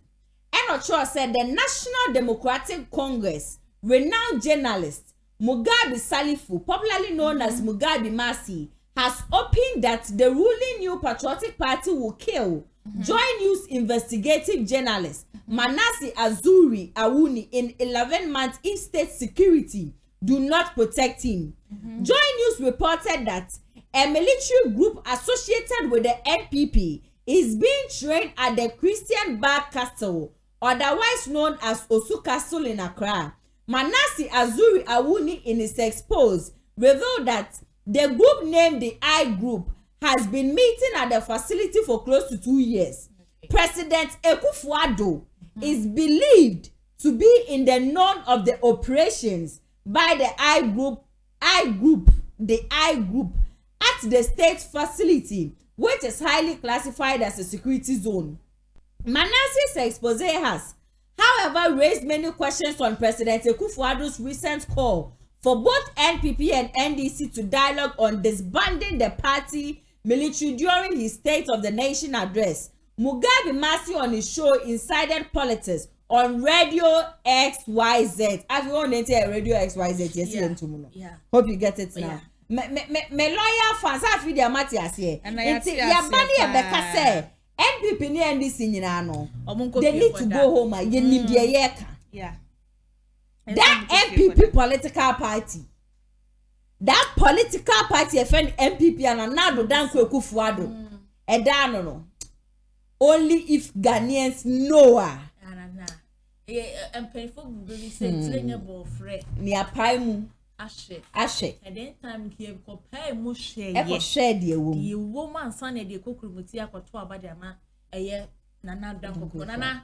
mesi ade we ohun nana ado ngakasa no nana enema menka no kore ba nana danko kufu ato I said no why or matna sia na ne people now here woman plan e be dey aba it's no more your imagine said 4 years ne die ye buy the be Ghana for back to back ye do my Ghana na nyakopon bo na se mo to amaye yeah say you ya ni ashrom mafia na do why is okufo dunfu ai ko senye na do ne ye bi ni attitude bi opochi aka sa this whole running mates any flag bearer bawomia campaign ka enye chinchine fama no debi aka enye chinchine obi amonim se mo pese mo break 8 mu di e-levy aba Ghana for ye dede nka sa be kwa ma chem dada na Ghana for mo na mo se ye wa refre nti ka ma chem tinka enter se yankoto aba no na ye refi enso na ya sa bawomia ka che sa agisi wono ne ba ena na ya mbese me busa o se den time na mo hye sa amla no oni meeting na se bia na Captain Smart say poison won sense meeting no ko cabinet meeting ni ye kasa kura won tumi nkebi nesa mana watching anko abeti ani ajenkwa wada na asebo na ya se o man na yetimu o my God ya so niema o ya so bre so taso sorokote what easy ATP mamento amenzam se MC abawo mi abepie mu wa Shanta region na ne campaign na wo ye no woni mpenifu ahodro na ne kohia ye no ne workers nso ekohia ye na wo mo kohia ye no workers dodo na gusua chese CEOs mamenka ne sa wo mo gusua wo mo di ya the rate at which are the taxes ebu wo mo kon the rate at which are just ECG and na wo mo shukra ne bills a wo mo de ba bonten no so no enya asem keto sadwe ya me na mo ka say de CEO Edma Obibini Black Man Company Limited or the same bia ba bonten say NPP party na nyese bia wo mpe party na sem enyese bia wo tan NPP party no nembom no yawdi a wono no edi wonimu the rate at which a NPP party ne buy just a companies ahudro egu companies anke wo mo buy no wo mo hwe nim so anka niam betumi akoyi anya hwe no workers wo betua wo mo ka ne ade bibia betumi aboa but the rate at which things are going no yade a emwa enti ne ba wo mia no wo mo be hia ye no na wo mo ntumi en bebi aba wo mia wo no bebi wo mo no mo ntumi peja wo mo sangasa bebere eronti no de ba abonti a wo sere se ba wo mia peso wo to aso no be mampani dia enkrofo a wo metwa ne ho hia no e wo se ba wo mia ye very very careful osi ebra NDC amanyoko no wo so no bo che se ECG light bo dodo a wo tua ye na NPP ba ye no e month no otua times be de wo hono osi to the state say edumre bi na wo ntumi mpontua biom won tumi ntua biom mia me kunu mia me de hye ma de nyina machi wo poku prempe e no kokko to sere no kopa ne cho se wo mo nye bibi famfa ho famma no sente sa anka na adwuma we bia just wo no wa fa amanfo no wo mu ye adwuma ni nyina no e ya de e ba be bo amanfo obi aja obi asole obi abenya adwuma ye ne ade nyina no KPP bai o ma ba begu ni nyina yenkwe ni enkotie ne no mu nsem mrazisia. I want all the party people to know that I have not resigned from the party. I am not going independent. Amen. I'm still an NPP member. Yes.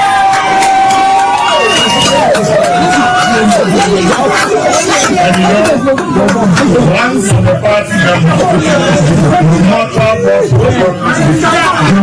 what Fridays, I think we are all party people, and to for all of us come together. So I'm speaking with my supporters. Let's use our birthday to reconcile. Amen. I'm also appealing to Vice President supporters. I know they are intimidating my supporters. Yes. If they want us to come together and unite for a united front, then they should also reciprocate the same favors and rendering on behalf of my supporters. So I'm pleading with both sides. We have finished the election, the primaries, the vice president has won, and therefore there is no Kenyatta supporters, no vice president supporters. You know, if you know me very well, I'm not selfish. People have come to me several times to go independent, go independent. I think that's not the wise thing to do. And therefore, I have refused to do that. So I'm pleading with the supporters and NPP party supporters, NPP people at large everywhere, that with united front, we can win the election in 2024. Okay. Canada Compreko ena ode atudwa na Dr. Mahmoud Baomi aba Kumasi no osia businessman na Dr. Kofi Aboagye Dompem Obini Blackman Company Limited CEO Kasai na akoba se ose ensema okaye na otremu hodo nipa bi agye na no asibone ama akoye te se ase wakase tia mpanimfo bi ase or attack even the vice president or ahoma no so Dr. Aboagye Dompem me moachi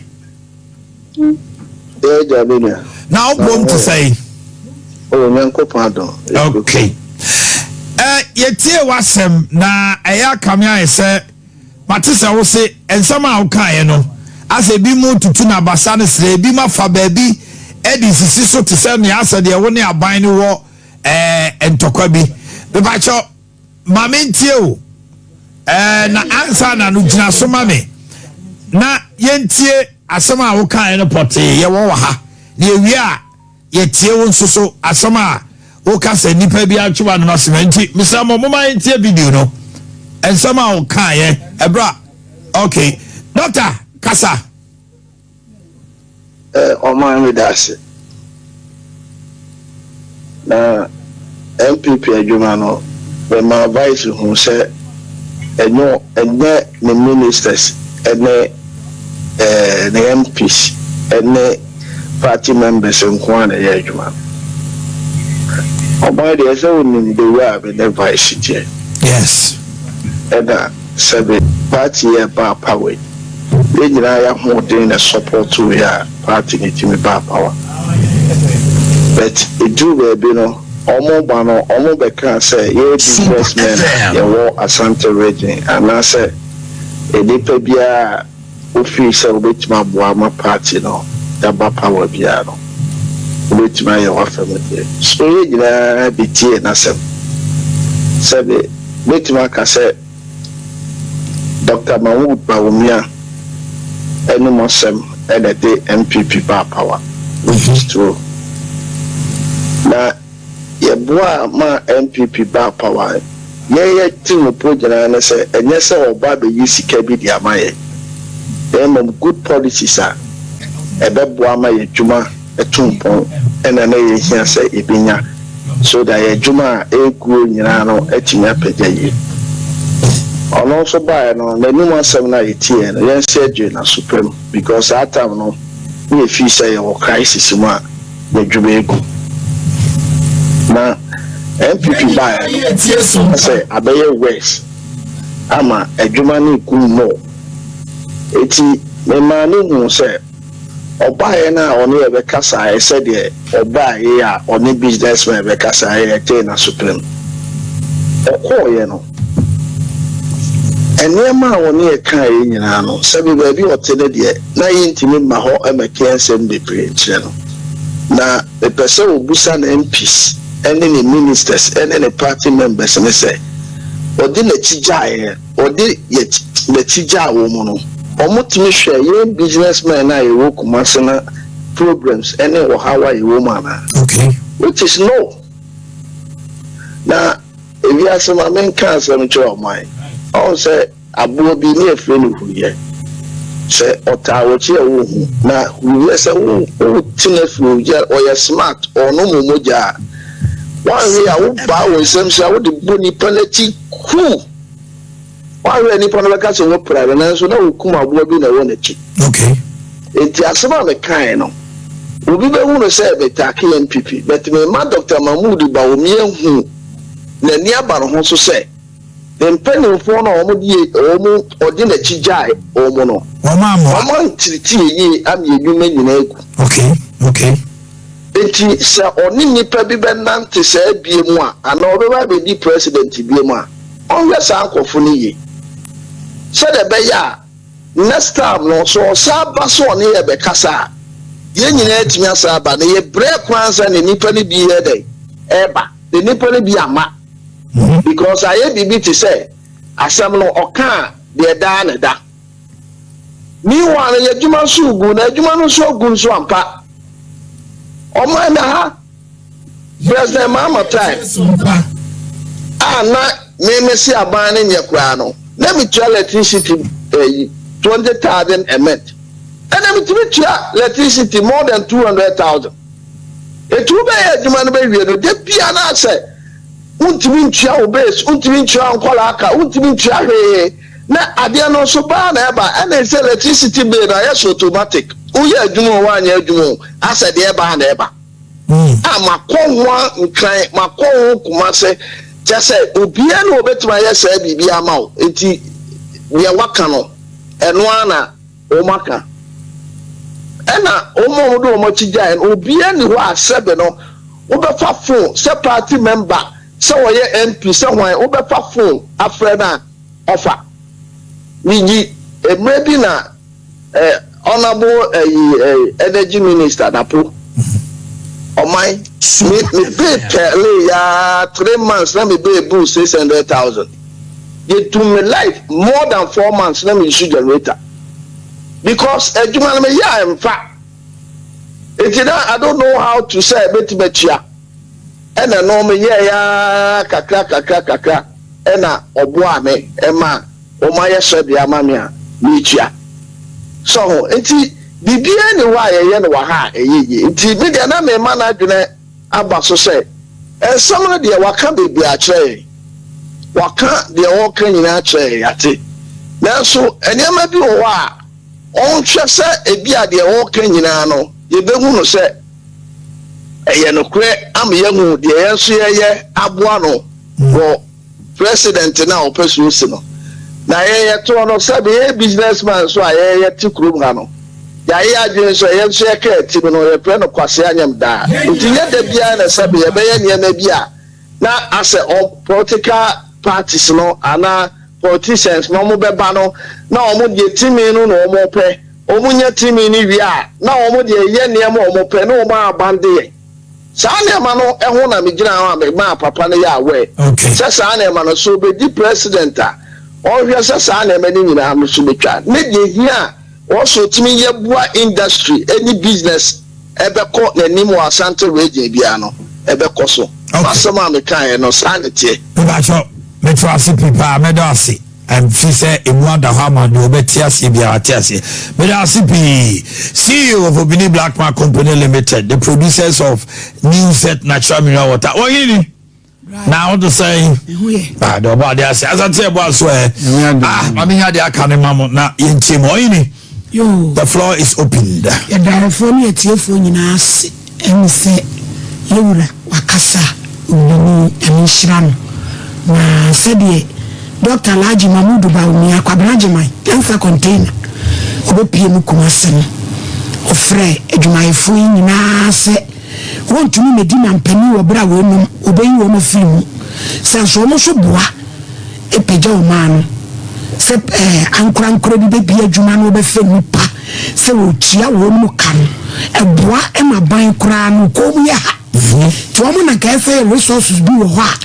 to be empower wo mu no matimi afa nipa no dodo aye adwuma ma nyanya adwuma anye nkatso etwa enti de obibi kan otsi won kasa ye nim se yaudie ewo no krenso na ye me de se wan fancy na waka asɛm sei na ɛsɛ ɛka no obi wɔ hɔ a wɔnka na hyɛ no mu na wɔdi bɔne na sɛ nipa no obie na no kasa di a ɛneɛ na ɛkwan wɔ sɛ ɛbɛtumi ayɛ nsiesie nti Dr. Alhaji Mahmood Bawumia so a yɛdi mu no wɔtie wɔwɔ pipa ketewa bi kora no ɛyɛ a no wɔtwerɛ ɛnti ɛmisa ke watwerɛ na wɔtwerɛ no wɔntua na mo na baby I me dekrane na ose kwan napo ewa na me bai afa so a watimi ama no schedule a de ho ahenha no a ont ajase sia no me kai se me ko ho on se ono ne produce set ye conference I the set na me ko ho no mo na ECG for na ba na omo de schedule no breno. So I am privy to the okay.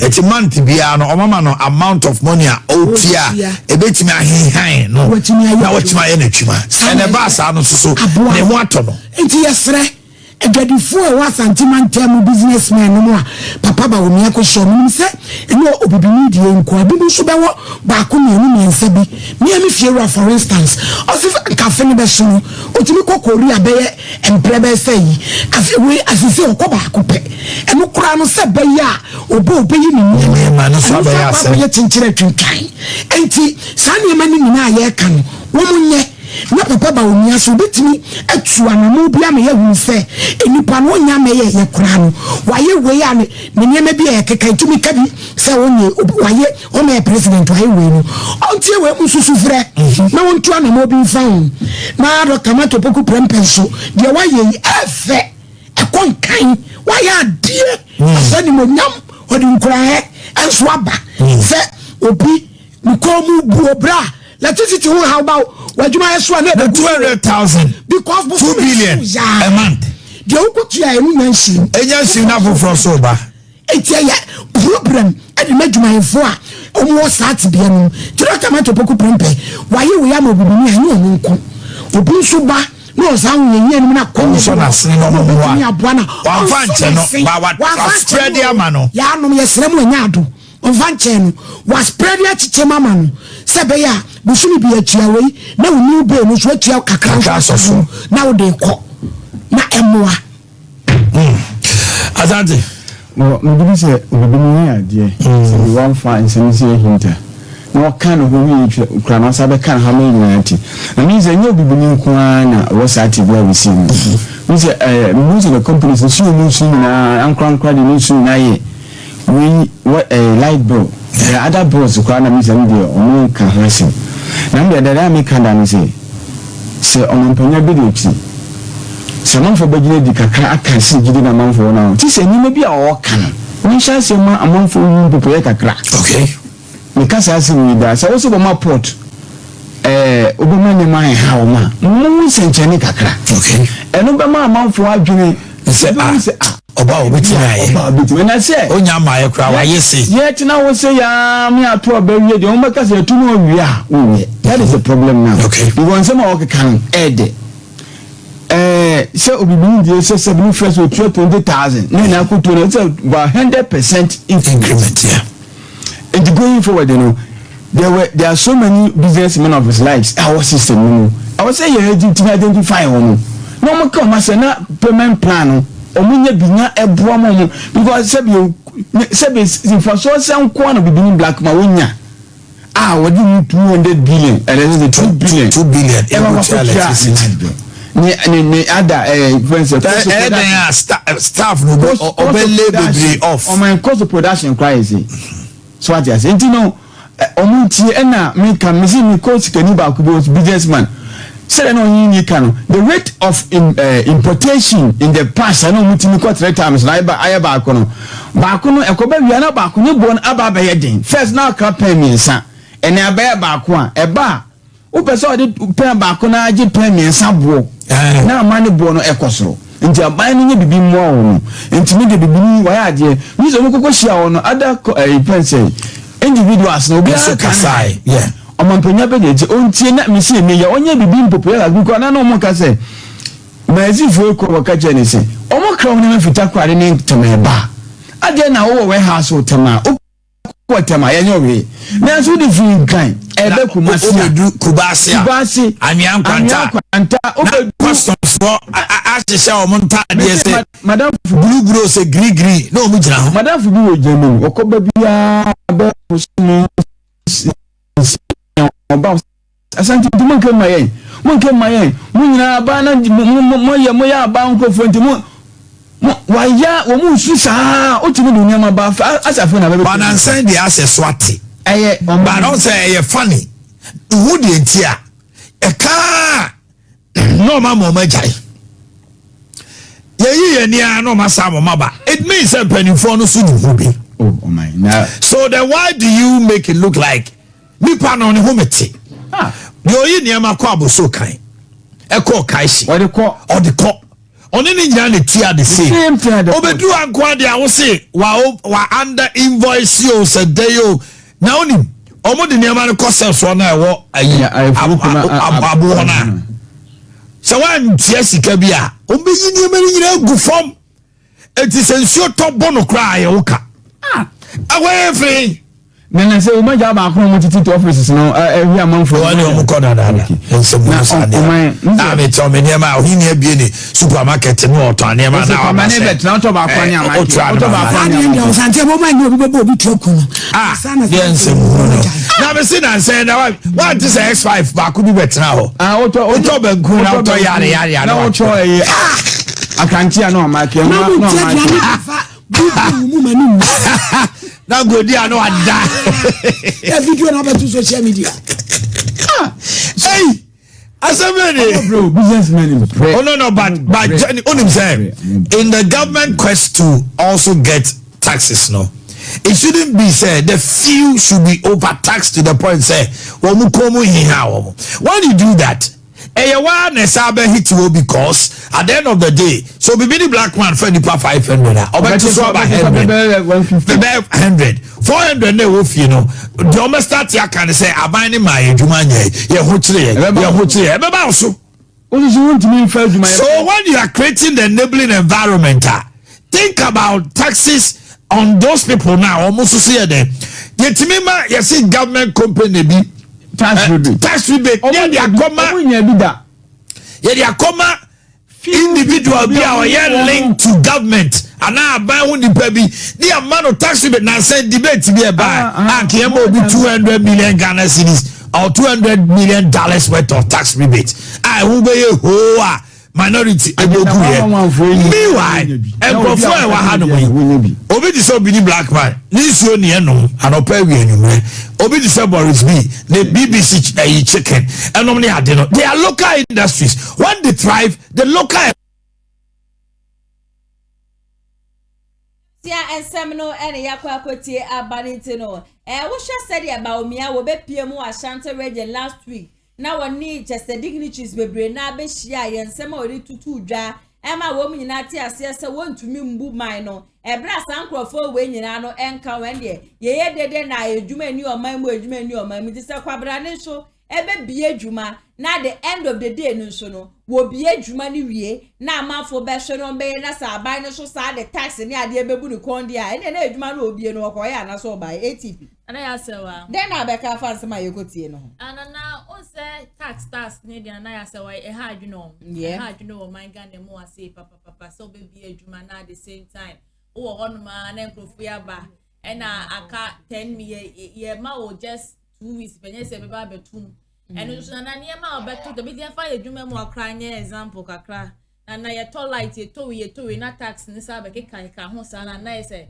ya adwene na nkasa ebo mu akasa nti sa tax ne de senke na obi ana ya sa obetima bo sa tax ne kwa na mo je kwa mo fa anya shiro eno ya sem no senke ya de nka tax bia mo je na man Ghana mu ase bia ka ba bia ba mo de ya o de ka mo fa si dan ba ko factory ba ko nkasa bia tax we ji ye nye bi esi sa ade we senka MPP ndi so mo sha ase ba na nka tax bia na ya so mo de one project o man Ghana mu ase na ya se wa mudi a teacher for ka mudi a doctor for ka obia mudi a China ka mudi Russia ka mudi Nigeria ka mudi meka or the mudi ka mudi obia ka government dey ni etina na ya se wa NDC ba ye tax on wo ye nya tax afini nyina na se 4 years ni nyina no sika say ne nya nti project ayedi ye ni Parliament House crowd light ka aye kotwa wo mo light what you say na NPP for so abe ye omo de e na yes o san ye man na san ka be mo man ga na cry de etumpon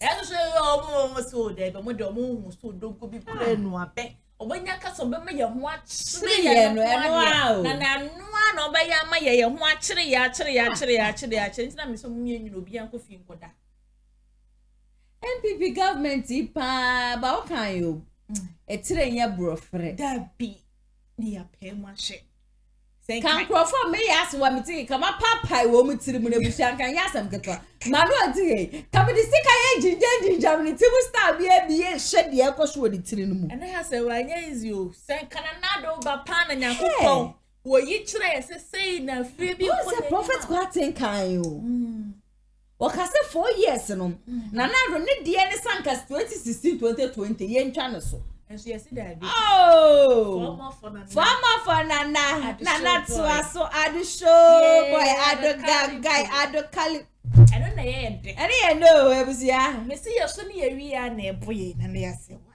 yeso ye papa yinsem ni e ma 4 years ne so hono ma de ma na anka $1 enke kan kwa 16 Ghana cedi ena mo so cedi Kevin Taylor wo di ya tem say sika wone hwa ne nkramman po abo mo wa brochire no e mantiri po na do so sin de wote ha oh ena se wa ya member of parliament busu bucket ya kwa de ye obi si ko ne hwa nkramman de na ni say mumu bi ni ye mu bi die toothpaste mpoma Debi toothpaste de mpona emma anaya me kind sama na donka ku fat yet is kaso se comedy esika na ese we ko na so de oh nana eti body be pa na ye de body o de ka kire se ye body se ni ekokromoti ko to abadi ni ade me ye ndokro no Debbie sister me say last year when you last 2 years September last year January na sister na me talking ke ba ko akrampo 1 cedi no 1 cedi 50 pesos and o 2 mu ko 1 cedi 50 pesos ni 2 cedi sister u pay 2 cedi sa o to 3 cedi so obenya 2 na wo me se ukra 5 Ghana cedi sister o to do kuno ne nam Kumasi sama ukruma kama and 5 Ghana cedis a bowl of kenke kepe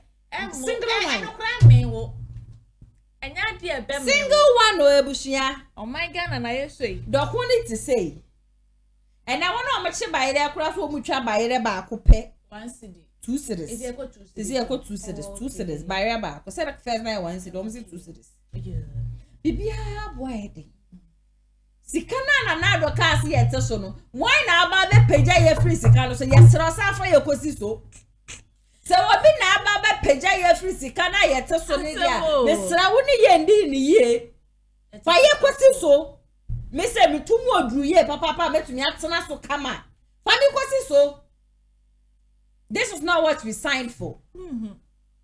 Imagine oba me bosi say pa me tisika so so do we na kwame de me ene wi akwa dai we di me wi akoso ma bodwe ene obi a ba fra me bia hu se ba so ma bodwe say no hu ni say ye kom the system is not working in this country that be o mine more day ye ka mo ma yenka ye ka munja ye na yenka the system is not working in this country a bowl of cake 5 Ghana cedis ade na me say 5 cedis and me di kura me wa ene dokunu so aba sister me di omo ye dokunu no wunya di dokunu no anopa be 8 sister me mo 10:30 na akome de wo so kane dokunu na na 1 cedi no 1 cedi 50 pesos so e to be there who the whole day na ya say wa and let me did dokuno ba ko pe no 10:30-11 nebusia na comment de me go be kura na so ye savior no sister and na we talk go be 5 cedis kura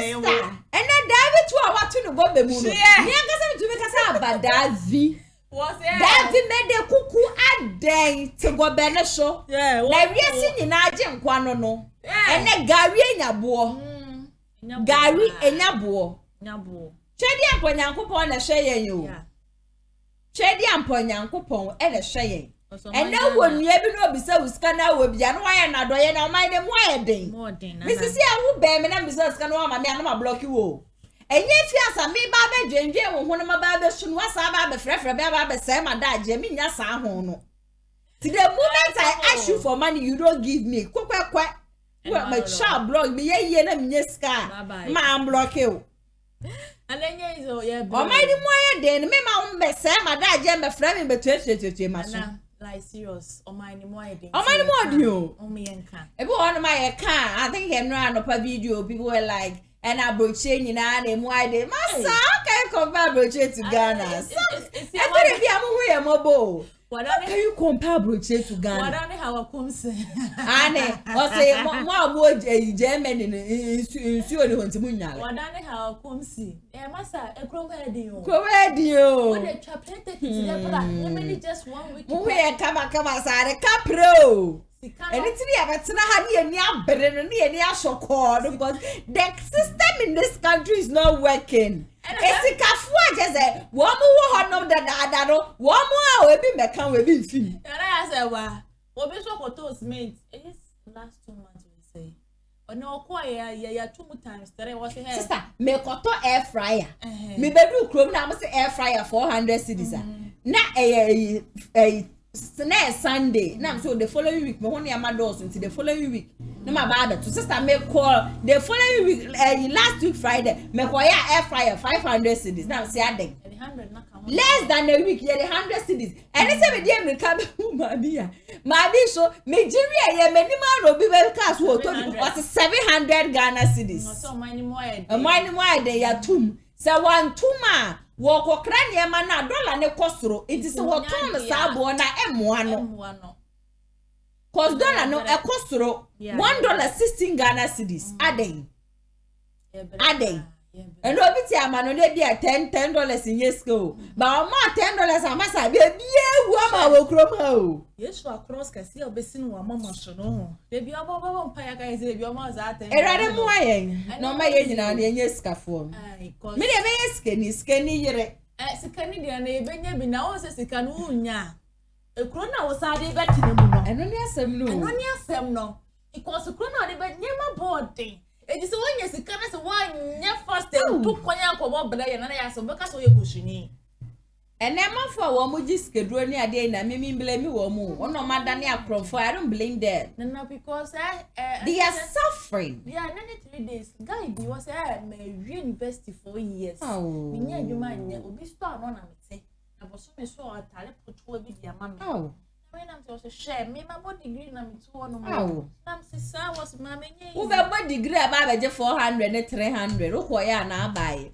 mesi wonya akwanya na wabuhia wa asase bi wabuhia wo fia me yas wo de metufu se ton na jane ko obi memu because wo ma wo ko obi memu obe ye adwuma wo de betete na de aba betua so ko obi memu 1 year kra na aba bre 1 year no sa 1 year wo obi memu bre no it is far better since wuti krom ha wo bre afi na me bon payes na ko 7 December no mo mi kwan ni to free visa ye nyina ye to na ya se wa me sister na kasi I just want be funny key wa bonti ejime aba che mi chia o Mr. na na boy mi chia me say ye bia to so on the 6th of December obi ankwa ha sister see your baba no or see your na go brand one be so ha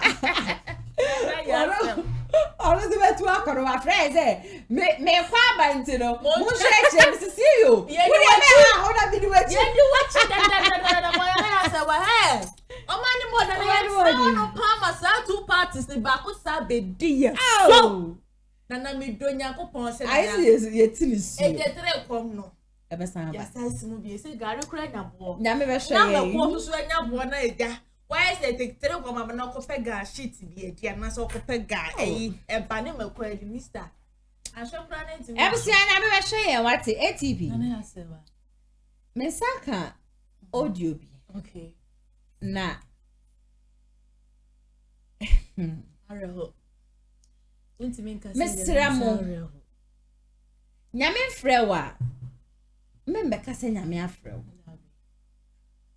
there are a lot of pastors Womu say ebusia. Obitumi share obi a wodo nipa ne pa na sofo hu hwe na sofo de se me hu bibi.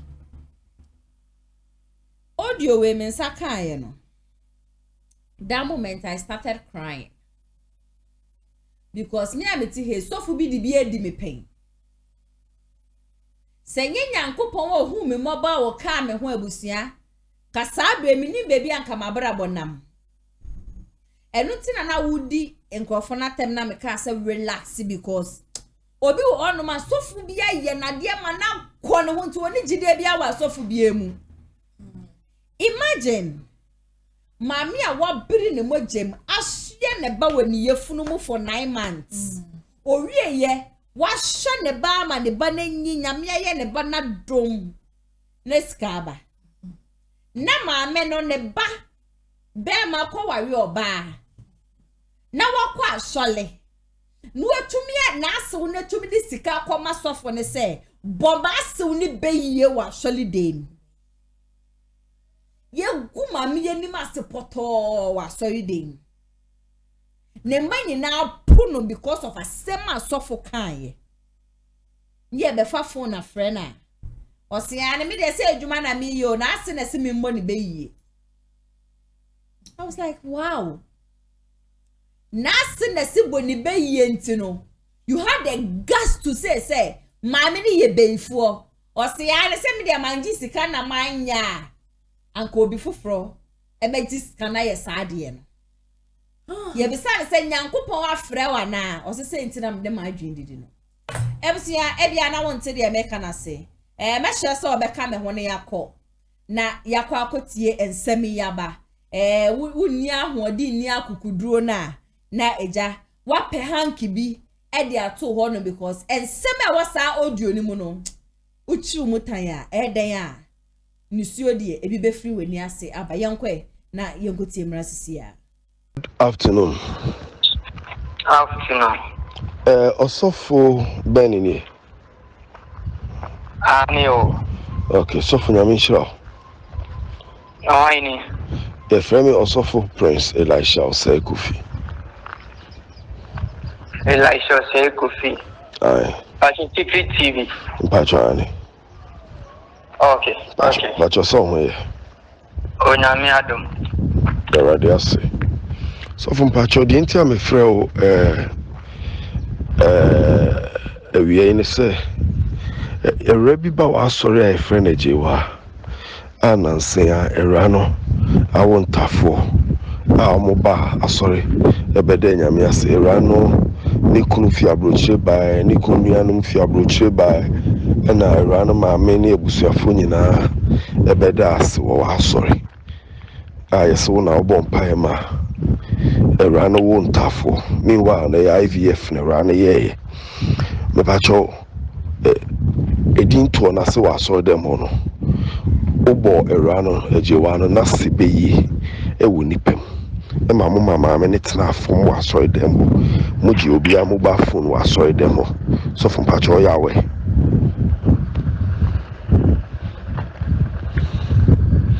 so from pacho ya we Osofo me awe.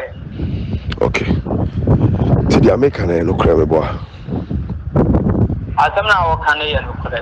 okay me pacho pese mbisa o se mame penina mo bo no beyi na sesi a ne manyina pamo no apo mame no mame no sesi a edan a odam nsuo to ahwe no a sesi eni akopiska akwa edan mama no pese mbisa o question se kano kro nyame ni mwo nyame yi bibi kire o se mame no ebe ifo mame no ebe ifo mbisa mame no ebe ifo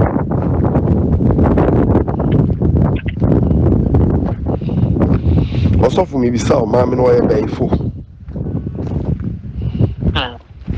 question t me pay yes or no ho mame no ebe ifo nyame bia yi bibi a kire wo nyame bia yi bibi a kire Osofo mami ntire mu kakra.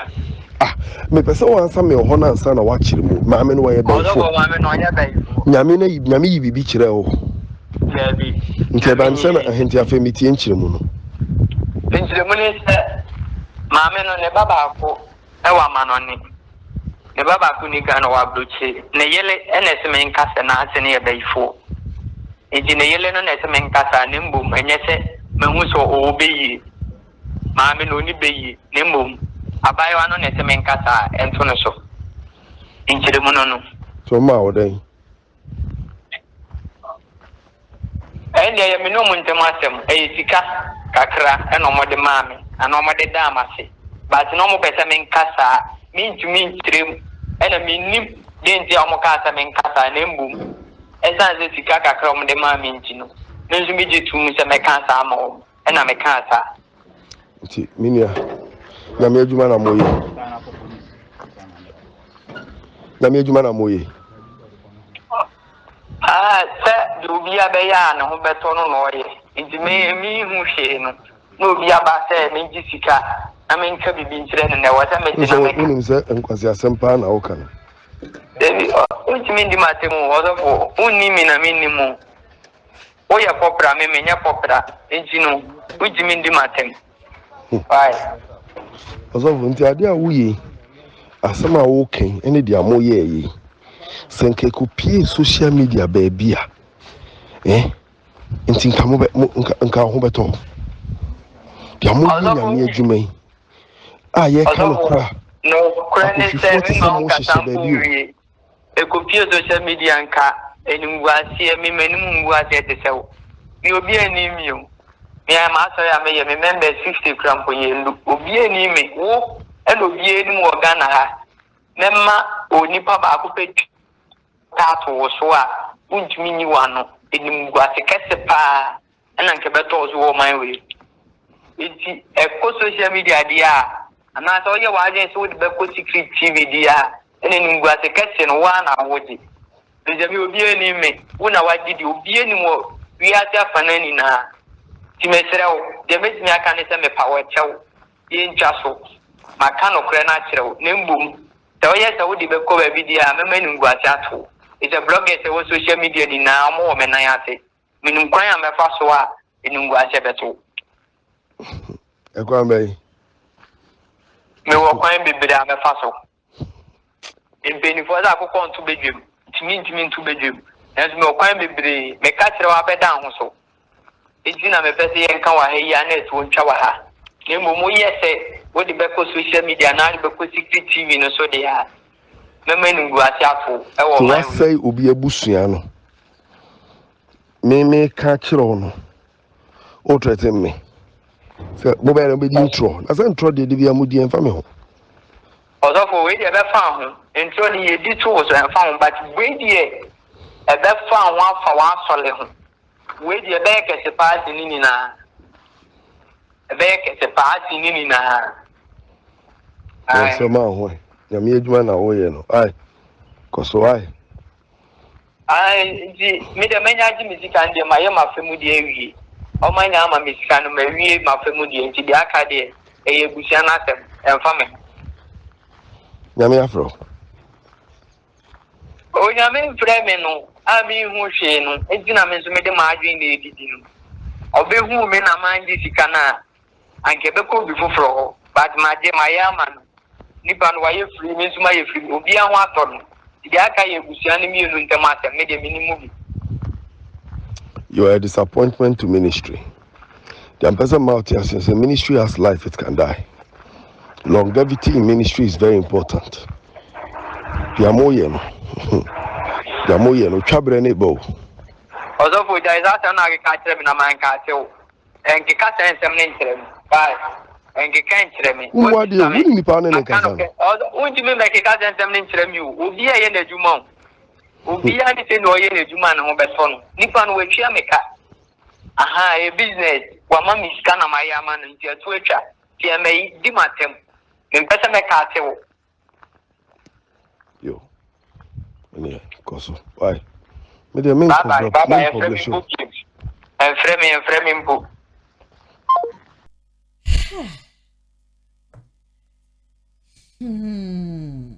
ATP. Ana ya sewa. Tinasi ma. Na meraho. Audio ni na ya kwa kutia ba. Debi ya mekase ye wadi for papa. Ni ye was sankwas. Ewo mu. Be I was so yes, 3 years be kasa. With the real will see me kasa. As a pastor was also could take Bible. Ejina say master in my Bakran won't do 50. Into me, no, the Bible until cry now won't go many months. And Yemen, I'll be serious. It's to me, 13 upon our friend say. So, yeah. Or like or be accusing me pan wrongly no a good sign if any many mas one know what you do.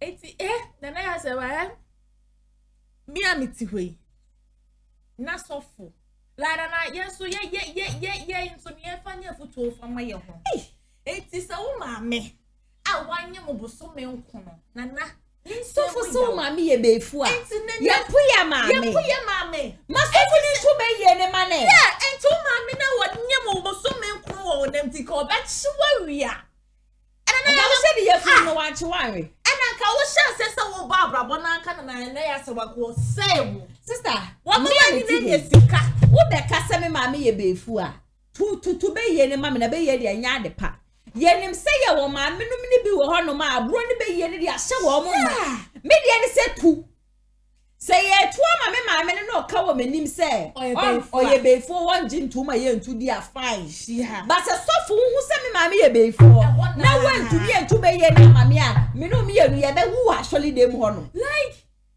adai aso fo ni bi adai say na aseno na ese me mbo ni be yie etu bi de ma me penit na fom gu nanim as wa sole de mo yina say me ma sole mba wo mu ndu 15 ntire mfa me ho na ya say wa sometimes so ye ma ni bi ye kwa aware na say ya se ni mo bi treat ye bad sometimes na ya say wa eya na asofo na ya me for brem ni mo because so bi so hard na bi mo hard ne Yan fanya mo ebi hard ye papa Nana ya say because ATB Nana ya me support the mami ye but obi enu hono ma ewo shogu nenu ma wonpe yeah wo bi enu hono ma sebi na so treat ne kama one na so ntemi ya kama boni bi anim na wa suma sofo ni mbo na so be ye ensi na de si ye de me no mienu de na ya say wa ye nim but na ya ma ne de ye ni brefo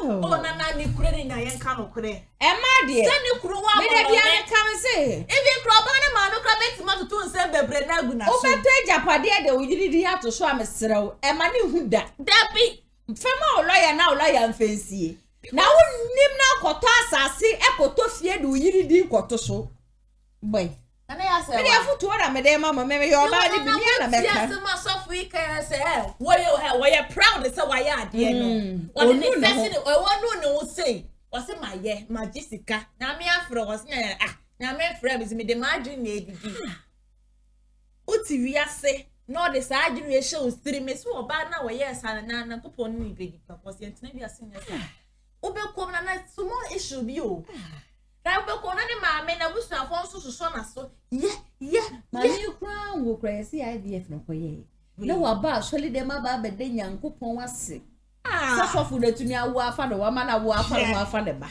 she we na wo be ko me I just pity some of the men Emma so ayaba tokuro bia ye be wrem I just say wo ba bia nte se nyame difo bia ba just wo ye powerful risim wiase ma kwankyere nyina se wiase mo bredi na no Emma kom na egu ani edwale bi mu wo ye shali amanfo asofo de ne nsa hyehye so ba ba bi so wo wuro de be die firi like mama me tu ye wo te say so for me to tell be rufu e di shene num no boni mi sa wo twe ahohom boni afiri nufuo mu e we wo sole no pa wa kotena wo no so wo kosum nyame be wo for be no na ya so bon kwa sore nyina ejina sister and aside that no me I just egu ni pa bebre nyina so gina so afofo so yes so for bia na hia na be ma na tere ne sa bon pa ye dia ma wana me ade a wo hia ma okrom na aka so ye nyame di fo do sa to ma pepe ma me nye da because I don't know you you need spirit e di wechi me nye so e bia obi a hia obi osema me bon pa ma me kira ho no bon pa ne ma ba pass me ma do sa to me so ensi da were you favor no ensi de biara da yeah na me shia sofu bi o se jena di me ya asase ya debi bye na me nye da Emma ya pretty too much. I'll play open my form So for way, also on an actual moment do 50. But then Ukrainian men and I was only man 50 head. And just I do what they say. Where I was saying now, but myself over and my boy say, oh, you're not a double thing. I said, my okay, and an upper. Quabon, because it's something what we do, you are going to say, when you was it. Yes, never saying, or bargains or some massa. What to dinner board by saying, Mimi asked me and asked why, and can they when they be banneting tone time. Yeah, my die. One cup. Also saying. Yampo. Mimi yes, me as soon as can de. Tinton time. And one no. One children who can free me banner. One children who and free me banner. I will share there be a name money a quadruman wall. What would you my word? Serious have a show, I say. Yawe ni me doom in a cry. Okay. Enim guasiano eya dos mana Ukraine me say aso no albano onko ni koto duani no sira bone fache no sira Nyankopon se waye bone won function no bo wase be yese na wo na ya se won kan wo se wo de bi bedi no oh an so your bad time oh bobo one day wo bare bi bedi wo na bet mo sira ba fa ne mo manom chempra na mo tietie mu no mu nyina mu hye ni ye. Me mom dear that thing can never counter cross me. No. If you marry your son, go marry your son. Okay. NTP my fancy hanum say ya. Yo nara ya say what dem can say what me first of 4 day. Nana ye ba ni krom was ye was software ye Nyankopon D4 one ma. Who na be won say ye software Nyankopon and our friend. Ye who obi a won say software dey wo boa. What do say Nyankopon for na me nya boku nya ba eni me bi wo ho no ma. Wa ye atum say tie Nyankopon kram da.